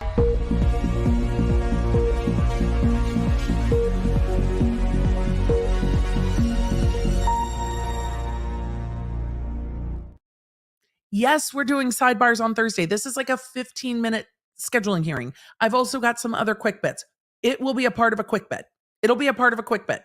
We're doing sidebars. For sure, we're doing sidebars. Runkle said if it waives time, it'll be 2027, possibly. I mean, once you waive time, time tends to slip away. So once time is waived, it's just like, but that really depends on the court. Really depends on the court on how much they keep that tight. All right, we're going to have to put a lot more thought into my off-the-cuff comment that we needed to have a discussion about Goodbye Earl vis-a-vis No Body, No Crime. This is now way more of a conversation that needs to be had. Tracy said, when was this trial date? October 2nd, first set. Right when the indictments came down, this was the initial date originally set. This is the first setting of this date. So that's what this is. Let's see. Could his past employment be a 404 issue with evidence and Brian Kohberger? It depends on what's there. I don't know what's there. No ruling on the IGG, but all discovery by 9/1. Yes, that'll be kind of a separate and aside. So whatever the judge rules on, that'll get turned over. But yeah, it's going to get late. And then it's going to bump the motions because then once it gets turned over, they're going to want to make motions to suppress evidence. So it's going to be a mess. Lisa, will you be covering Ryan Upchurch's latest lawsuit? I don't know. I have not pulled them and looked at them yet. This is going to be very busy. So I will pull in a few other cases that we're covering, but it might be after we know exactly what's happening with this. Jennifer said, just duty today, the case, jury duty today, the case settled, now I'm here. Congratulations, that happens a lot. Love the law nerds, paw nerds, and Emily so much. Thank you. Was Elaine really a judge? I have no idea. Bohemian Rap was Freddie's confession. Interesting. Could the prosecution drop the case and refile later, giving themselves another 6 months to prepare? I mean, they could. I don't see why they would at this point. And that can cause a lot of a mess because he would be out of custody during that period of time. Reacquiring him could be difficult. And if they wanted to do that, they should have waited on the initial indictments and arrest. So, yes, in theory, they could. I don't see any benefit to them to do that. The Fire Festival 2 tickets are on sale. That has to be a joke, right? I don't know if it's a joke, but if it goes terribly, I will cover it. Uncle Tom's Cabin by Warrant. It's a good song. Church Bells by Carrie Underwood. We have lots of suggestions. I don't know. I think we might have to keep these by genre. Truly. We have lots of good suggestions for, look, my kind of umbrella for this was advice, best advice, which is if we're thinking about like the cell block tango, generally not good advice. All of those are confessions and kind of justifications. There's no like, I don't know, ukulele, but they're all kinds of justifications. So, what is a death penalty qualified juror? I know we covered that earlier. There is going to be lots of questionnaires, but there are people for lots of reasons, moral, religious, ethical, that are like, I don't care what this person did. I am not cool with them getting the death penalty. So they have to go through a much more in-depth questionnaire, and they go through a questionnaire asking them their feelings and opinions and their own values, ethics, morals, religion on the death penalty. Because there are people for all of those reasons that are not either are for or against, or are like, it depends on what was done. I can address it fairly. So not everybody would be comfortable sitting on a death penalty case. And that is every individual has the right. I've had jurors come in on cases saying, look, based on my own religion and ethics, I cannot sit in judgment of another person. I don't care what they did. I cannot be on a jury. And how are you going to make someone that's like, I can't sit in judgment of another person, literally do that? It's very difficult. And then you take on the fact that then someone would be sentenced to death and at some point, in theory, put to death. That takes on a much heavier burden.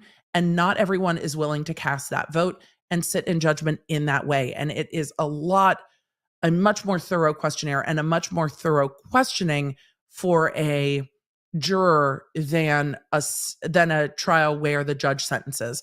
Because when you're talking about the ethical and moral weight of sitting on a jury, when you're the fact finder, you're sitting there saying, okay, I believe this witness. I don't believe this witness. I think that these facts, these things that happen meet the law. And then the judge sentences them. And the judge might sentence them to probation. The judge might sentence them to a rehab program. The judge might sentence them to prison. But the judge sentences them. When you are on a DP case, you sentence them. You are casting that vote. And there are plenty of people that do not want to sit in judgment in that way. You are the one choosing the sentence. And the prosecution has the right to know if you're willing to cast that vote. And the defense has the right to know if you're willing to cast that vote and to explore that or not. So it's okay either way, right? There's no judgment. I don't have any judgment. I can't say everybody has no judgment. I don't have any judgment there. I only asked, and I only ever asked, that people are honest and honest with themselves, because sitting in judgment of facts is a lot different. Did these facts equal this crime? That is much different than casting a sentence for someone. And that is a much different thing. So it's a much longer process to qualify a juror. I hope that helps. There are cases I've seen where I'm like, I wouldn't have any problem being on that jury. And then there's cases I've seen that are death penalty. Well, I'm like, I mean, really for this? I mean, I don't know. I think maybe you're pushing it. It really can depend on the case, and it depends on everyone's own, their own feelings about it. So hopefully that helps kind of talk through why and what's being asked of jurors. What's being asked of jurors is not just to sit in judgment of facts. It's to sentence someone and to decide if they are going to live or they are going to die. And that is a much different thing. And it takes, people need to think about it. It takes a lot of thought. Even people who are like, I mean, in theory, I agree with the death penalty. Even people that think, in theory, I agree with the death penalty, might have a lot of hesitancy being the one casting that vote. So just being like, in theory, I could see crimes where this might be the only reasonable punishment is way different than you being the one saying, yes, that. It's a heavy thing, and it should be a heavy thing. Emily, can you please send some love to the Lawnards in BC? It's been a scary weekend for us, but things are looking optimistic. Y'all are still having fires. The fires this year have been absolutely bananas. Stay safe, be well, and I hope that it passes. I hope you guys get some of the rain California's getting to just put those fires out. Could content creators sue Netflix for defamation for the documentary? I mean, I haven't really thought about it. I would need a lot more. I would need to look through a lot more. They didn't, I guess you would have to go with a theory of defamation by implication, but I would have to think on that a lot more. That is not an easy answer. My knee-jerk reaction is, I don't know if there's anything in there that is, but I would want to look at it through that lens. I did not watch it through that lens. Honestly, I did not really spend that much time thinking about it that deeply. And I saw Toxic Gossip Train conductor say, no, documentaries are commentary. I don't know if this documentary gave commentary, though. I don't really know if this documentary gave any opinion on anything. It just kind of clipped things together, but I talk about that tomorrow. So I'm glad I'm back home as well. Thank you for the support. All right. Thank you, Stacey K. I needed to go back and find where that was. So glad to catch live. You came out great on Netflix. I thought they portrayed you as my fair, smart, funny, favorite go-to legal analyst. Thank you for what you do. Bad Lady Vet, thank you. I appreciate that. I love your icon, and thank you for your service. I appreciate you. So thank you. Octonation said, I've been working my arms off. Yes, if you guys are not subscribed to Law Nerd Alert, you don't want to miss what's happening. First live. We did this earlier. We're doing this again. Yay. You think you might cover I have no idea what trial that is. So if it's currently ongoing, probably not. I have no idea what trial that is. Sorry if you already covered this, just joined, but have you been following the Lucy Leppy trial in the UK? I have not been following. The UK trials are much more difficult to follow because they are not televised and because the information does not always come out easy. So we'll see. I would love to listen to these as pods. All right. I will ask the members and I'll talk to my team about what we can do. It seems a lot of you were interested in that. Malleus Maximus, what's the push-pull here with YouTube? Right now, you're being completely legit because you're offering something YouTube doesn't.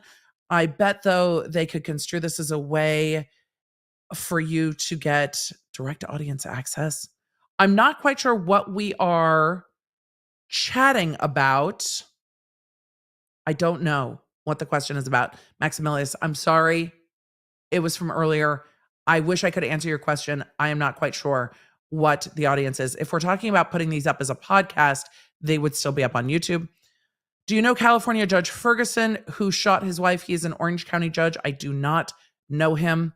Emily's relationship advice is pretty sound advice. My advice generally breaks down in most things to communication and boundaries. Those things are harder than one would think. Therese M said, I'm getting married in December. We talked about this. This was great advice, I thought. Leah said, I work in family law. And my advice to anyone considering marriage is one word: prenup. Marriage is a contract. Always protect yourself. It is. And then once that's done, you can just be like, wee, marriage, and enjoy. Stacy said, so is it like the prosecution gave defense A and G and the defense needs B through F? Not really. The prosecution has said we don't have anything else. And the defense is like, I don't believe you. Can you give us more? Runkle has some solid dating advice in the chat. Do not date people who buy silly monkey URLs. So here's what Runkle's advice is. I have no idea when CrimeCon is. So I currently do not have any plans of going to CrimeCon. Paige said the Lucy Leppy case is very triggering for those of us that had NICU babies. I'm staying away from looking into it. If you feel I'm out, if NICU kids are involved, I'm out. I'm all the way out. You guys know my rule on kid victims. I'm out. I'm out on kid victims. And I am out on kid victims. So Runkle's advice was, if someone owns ape, which ones are they? The Bored Ape NFTs, they're probably not someone you want to date. So let us continue. Would you be able to discuss the lawsuit alleging no.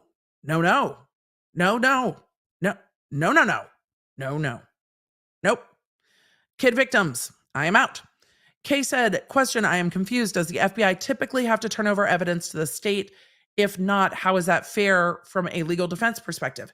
Yes, the FBI has to turn over any work they've done. Not the FBI doesn't work all state cases. The FBI doesn't assist in all state cases. But if the FBI assists and if the FBI has discovery, then yes, they have to turn it over. Here they said, we did investigation. We wrote reports on the investigation and that's all we have to turn over. There isn't any more. Let's see. Amanda said, I haven't watched in a bit. Actor actively picketing. Good luck and stay sunscreened. What happened with the gag orders? Were they lifted, amended, left as is? I covered that a while back. They were minimally amended and all we're really getting is live court coverage. That's not live, but is live. We're getting court feeds that are not simulcast. Do you think the prosecution expected this much arguing over the grand jury? Anna, it's a great question. I can't tell if they know that this is common for this defense attorneys. Some defense attorneys have kind of a playbook where you know what they're going to challenge. I don't know if this is a playbook where they know that Ann Taylor was going to challenge all of this, or if this is specific to this case. I don't know. So I don't know. Elizabeth said, wow, that went all together in a strange way. Elizabeth said, you can listen to YouTube. You can listen without YouTube Premium. Minimize your phone. Hit the button on the right side of your iPhone. The screen will go black and double tap your AirPods. It will play. That is a good advice. Hopefully it works. Thank you for the member chat. EDB, I never had a questionnaire when I was on a grand jury. We showed up when we were on the jury. That varies greatly by jurisdiction. And the things they're arguing in Idaho are statutes in Idaho. Thank you for the remember, Lori. I'm sure. Amanda, I'm so sorry. Amanda loves Dragon Age. My paw nerd passed last week. Thank you for distracting me. It is a unique and specific type of a grief. I am very sorry for your loss. Edmund said, if it's not really an alibi, why did the defense offer it and risk the court barring evidence that comes in too late? I don't know. Everything I would say from this point on would be speculation. It could be that they wanted to put something out that would be publicly available because there is a gag order and these motions are covered by the media publicly. And it could just be that their client was like, no, I was driving at night. It could be that they know this judge and they're being overly cautious and being overly cautious in a way that they want to make sure that they are working with the judge and not pissing him off if they don't have to. Because again, pissing off the judge doesn't mean the judge is going to necessarily hold it against you. A fair judge won't. They'll just be annoyed. But, you know, they don't, I think they're being careful and they probably know this judge. And so I'm guessing that they are playing to this judge. Why is the judge giving such a tight schedule if they have a little wiggle room? They really don't have much wiggle room. They want to start this on October 2nd. They gave themselves a little bit of a buffer. That buffer is really for the unexpected acts of God, earthquakes, the courthouse floods, one of the attorneys gets in a car accident. That is what that buffer is for. It is for the absolute unexpected. But they are not counting on it. It's there to make sure that they don't end up in a position where they have nothing else to do. So it's really for the worst case scenario. And it happens. It happens. Life happens and things happen. A defense attorney has a parent or spouse or in-law or child get sick or get hurt or whatever, there are these circumstances that come up and they want to make sure they have just a little bit of room. Kimmy said, if the defense asks for a continuance the day of trial, does that open the door for the state to ask for continuances moving forward? Yes, it does. They still have to have good cause, but once the speedy trial right is waived, and we've got 6 months, once the speedy trial right is waived, the defense can say, we need more time. But the prosecution can also come in and say, Your Honor, we need more time. We had good cause, the defense did this, and now we have good cause to waive time. We need more time. And they bumped our trial date. And now this witness is unavailable. And that is how cases end up getting kicked on and on and on. And then there's more likelihood that somebody could get sick, somebody could retire, whatever. There's a lot more room for shit to happen and cases to get extended out. So once that speedy trial is waived, it is waived. Christine said, if he had an alibi, would he be here? Possibly. And I would even say probably. If you have an alibi, it doesn't mean that law enforcement has to believe you. They can make you prove it at trial. They can make you put it in at trial. So even if it's like, look, I have to poke doubt. But they can also choose to prove an alibi. But if Kohberger was I don't want to use Kohberger as an example because I don't want anyone to hear it in passing and think that I'm talking about this case specifically. If a defendant got arrested and told police, man, I wasn't even there that day. I was with Este's sister. She's going to swear it wasn't me, dude. I was doing this, and that. The police can go, and because we have your DNA and this looks like your car and we have all these other things and I don't believe you. So you can prove it to a jury. It's the same with self-defense. Even though you see cases where self-defense is clearly the defense and you look at that case and go, well, that's a self-defense case. Oftentimes the prosecution will still charge it and make you prove up the self-defense at trial. It's the same with driving cases. I swear, officer, only 2 beers. And they're like, sure. Negative, Ghost Rider. I love Arsenic and Old Lace Cary Grant movie. What does that say about me? That you appreciate a story about murder. Also from the UK, so does the grand jury have the same standards as an unbiased jury pool for the trial? Yes. They're still looking for a jury that doesn't know about the case. The standard is just a lot lower. Kimberly asked if I can explain federal jury duty. So in the United States, for our large, hello, international audience, I adore you. In the US, we have lots of systems of justice, amongst other things. But we have a federal system and a state system. And the state system is broken down into localities in a variety of different ways. So if you live in Los Angeles, California, you can end up getting called to court somewhere in Los Angeles County, generally within 17 miles of your house, unless they've changed the radius. But you could get called to court somewhere within Los Angeles County, or you could get called to federal court because there is a federal district in the Middle District of California. So you could do one or each. They are different court systems. They both handle civil trials. They both handle criminal trials. At the state level in Los Angeles, you've got, DDAs, deputy district attorneys. At the federal level, those are AUSAs, assistant U.S. attorneys. So you have a difference between federal defense attorneys, state defense attorneys, federal prosecutors, state prosecutors, the federal code versus the state code. There are some differences in how you operate in state courts versus federal court. Federal court tends to be more formal. Federal court doesn't allow any recording of any type. It's so annoying. And it tends to deal with larger organized crime, all of the political indictments, things like Sam Bankman-Fried. Federal court also deals with bankruptcy and other stuff like that. So the jurisdictions are split, but also homicide could be a federal offense or a state offense. Possession of weapons can be a homicide, not a homicide. Possession of weapons can be a federal offense or a state offense. There are some things that can be both. Some things aren't. Misdemeanors aren't prosecuted at a federal level. Felonies are prosecuted at a federal level, things like that. Hopefully that helps. Soul, good to see you. Just wanted to say, hey girl, hey, good to see you, Soul. Hope you and all the lovely law nerds are having an amazing day. I think we are, and I hope you're having an amazing day. Let me make sure I got to all of my all of my super chats.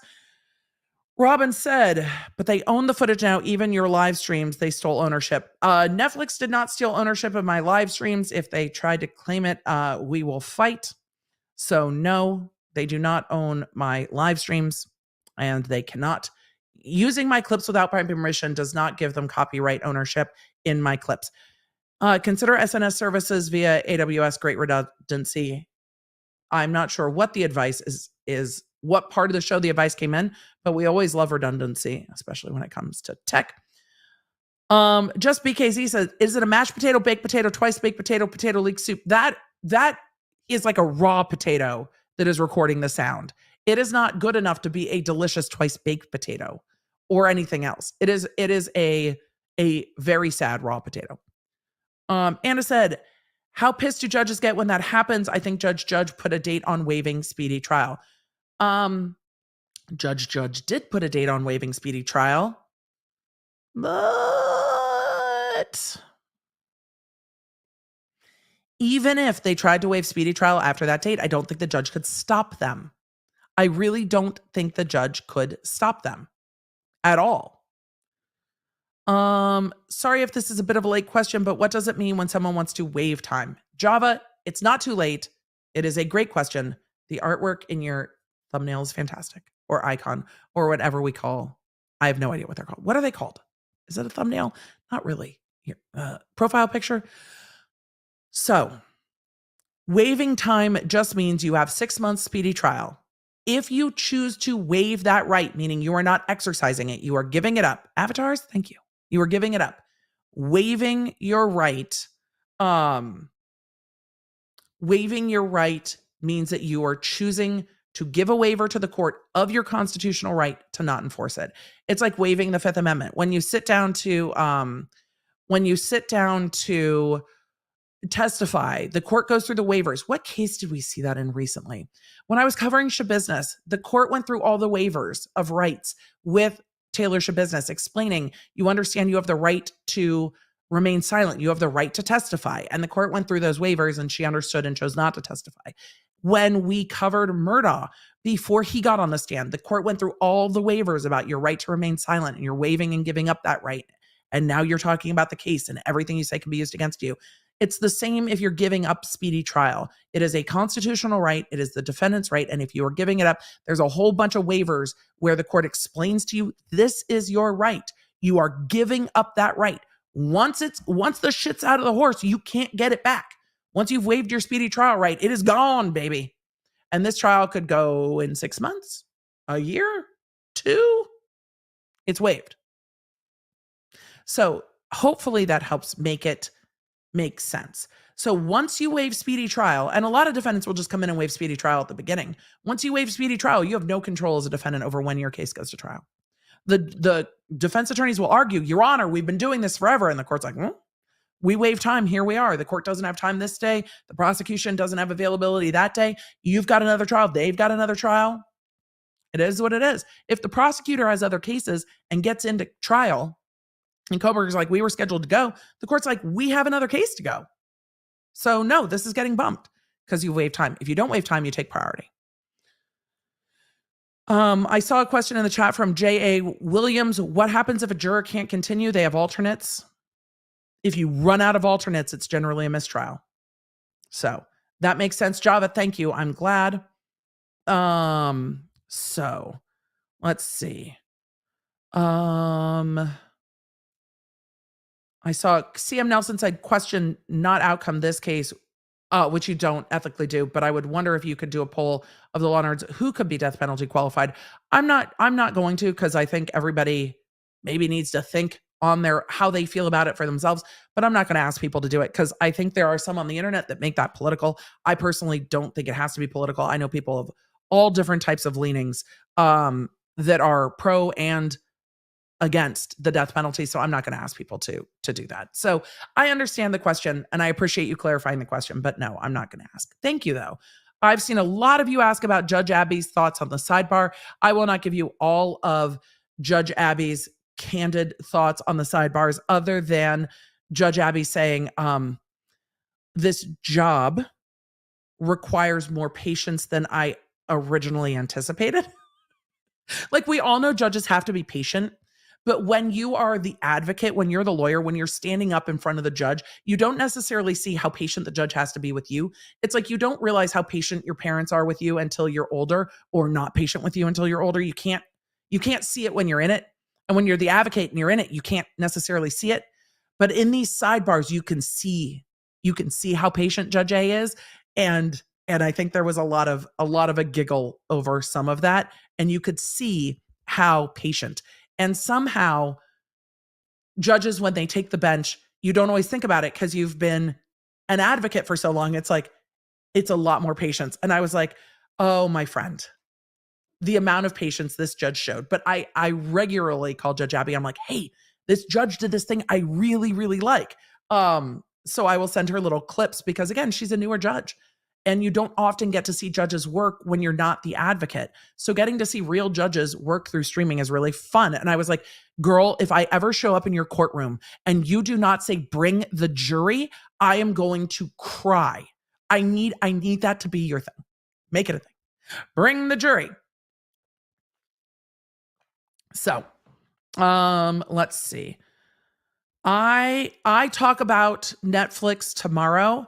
I got an email letting me know they were using my content. I give my thoughts on that tomorrow. I got unsubscribed somehow. YouTube will do that sometimes. They will do that. I saw you guys in the chat talking about something going on with Popcorn Planet. I have been traveling and working, so I have no idea. If they've claimed copyright, I will take a look. I don't know. Truly, don't know. So could the lawners get a sample DP questionnaire? We will normally see them at the end of the trial. And if we see the jury questionnaires at the end of the trial, we will go through them. Must a juror be from a given location? Yes. Can one volunteer for duty? No. I have no clue about the trial and its participants. Seems like someone like me is tailor-made for both these lawyers as a juror. No. Every jury duty or jury pool, the way they pool a jury together, is done by statute. And we saw some of the arguing over that today. It's done by statute in the locality. So each locality has a way to do it, but you need to be particularly in state from that locality, because the thought is you are the people of this community determining how the laws in this community will get applied. Now they can expand the jury pool if it's a very small locality and they don't think they'll have enough jurors to surrounding counties or jurisdictions. But yes, you have to be from the county or the jurisdiction where the trial is happening, and you have to meet the requirements of that state. You can't have a disqualifying felony conviction. You need to be able to read and write English, things like that we heard about earlier in the case. Melanie said, do you have barristers in the U.S.? No. All lawyers are lawyers. Once you pass the bar, you're a lawyer. Some lawyers do trial work, some don't. Lawyers are lawyers, but no barristers. So let's see. My husband is currently going through jury selection today. It will be so frustrating not to be able to talk about it till it's done. Your husband can basically say, I was selected or not selected for the jury. Not selected can talk about it. Selected can't talk about it.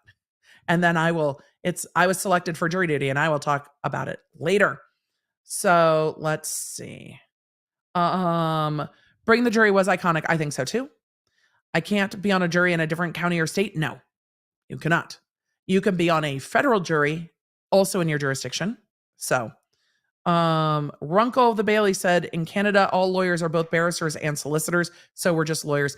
I know there's a divide in the UK. I don't know what the divide is. Like, I don't understand the divide between barristers and solicitors. In the US, lawyers are lawyers.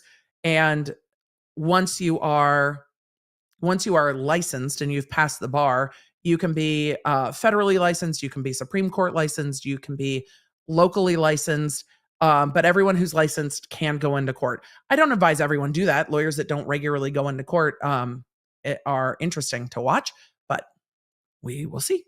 So, Runkle said, solicitors do writing and trial prep, barristers argue cases in trial. That is a weird divide. Huh. But do you have to argue something somebody else wrote? Like, somebody else preps the trial and then you have to go do it? You have to go do court based on other people writing things? That'd be weird. I loved having my cases from the beginning. I just can't imagine it. What then? Aren't you just like a news reader? You're just like reading what other people do? I don't understand. I need to research more. Barristers do court. Well, I guess that makes sense. There is a bar there, so the bar makes sense. Barristers have wigs. I appreciate that. I might need to get together with some of the international lawyers and be like, how do you do court? Because that's absolutely wild to me. Her uncle said, yes, so a criminal case might have the solicitor prepare the case file and then hand it to a barrister to argue it in court. Why would anyone want to do that? I mean, I guess it leans into people's strengths and strengths and weaknesses. There are definitely some lawyers that really prefer the reading and the writing and pick professions where they are not in court and they are just doing reading and writing. Appellate lawyers, everybody in the world of intellectual property, it's very rare that they're actual litigators. But lots of litigators, I can't imagine not being a litigator. I suppose. McLinda said, wait, there are bars in court? Yes, just not the kinds with booze. The booze are kept in the drawer in the office. So it's different systems of doing it. I can't imagine not arguing in court. That would be weird. Court was so much fun. But you've already learned a few things about me. I like to talk. So a reading and writing job versus a talking job is not going to work for me. I need to do the talking job, not the reading and writing job. I did a year of the reading and writing job and I was like, oh my God. I don't want to do, which is why you'll see some lawyers that are litigators. You'll see firms organized this way where you have the litigators within the firm and then the people who do everything else within the firm. It just depends. So, let's see. Let us say goodbye. I need to go eat lunch. Barristers in the UK are all over the country arguing cases at any given time, and they don't have time to do the paperwork. That's wild, Sophie. How do you? Well, the jury system in the UK is different too. I can't imagine going from like, I don't know, Los Angeles to go argue a case in Minnesota. Like a Minnesota jury would be like, did she just fucking say, dude? Like what? Like I can't imagine. Law in the US, especially trial law with juries, can be so hyper local that there's a lot of regional differences that you would need to be mindful and aware of our country's also very, very large, that you just might not be. That would be bananas to me. I have so many questions. All right. Wait until you find out the process to become a barrister in the UK. Talk about absolute insanity. I have a rabbit hole. Same in Australia. That's wild. I know. And I really can't believe that we in Canada still have barristers wearing wigs and robes. It's just so dated and seems unnecessary. I don't know. Do the lawyers like it? Do they like having a uniform? I could see wanting to have a uniform. I could see that being like, I like having a uniform. I could see that being helpful. I basically had a uniform anyway. It was like, black and a necklace and some earrings and my hair back. There we are. All right. No wigs in Canada, just robes. I like your Supreme Court robes though, Runkle. They look like Santa robes and I love them. Law nerds, I appreciate you. Tomorrow, new episode of The Emily Show. That'll be live here on YouTube at 11 a.m. It'll be live in your audio podcasting app earlier than that. My brain just was like podcasting app earlier in the morning. Thursday, I will be streaming. Next week, there will be a podcast, but next week I am on vacation. So next week, I will not be live streaming. So, y'all, if you want to keep up with my schedule, lawnerdalert.com. We are getting ready to roll out our new alert system. You want to be in the know. And if you're at lawnerdalert.com and you sign up with your email address, I will be able to explain it to you better. So I can't wait. All right, y'all. With all of that, it is time to say goodbye. Thank you for all your questions. I appreciate you. Chat, you are bae. I appreciate you. Let's roll the outro. Let's see if it's the right one. And I will see you soon. Bye. You can find all the Law Nerd goodies at lawnerdshop.com. Connect with me on social media at the Emily D. Baker. And don't forget to check out my podcasts, The Emily Show, and the new podcast, Quick Bits, summarizing everything I talk about on my Tuesday and Thursday live streams. You know, when you only have time for just the quick bits.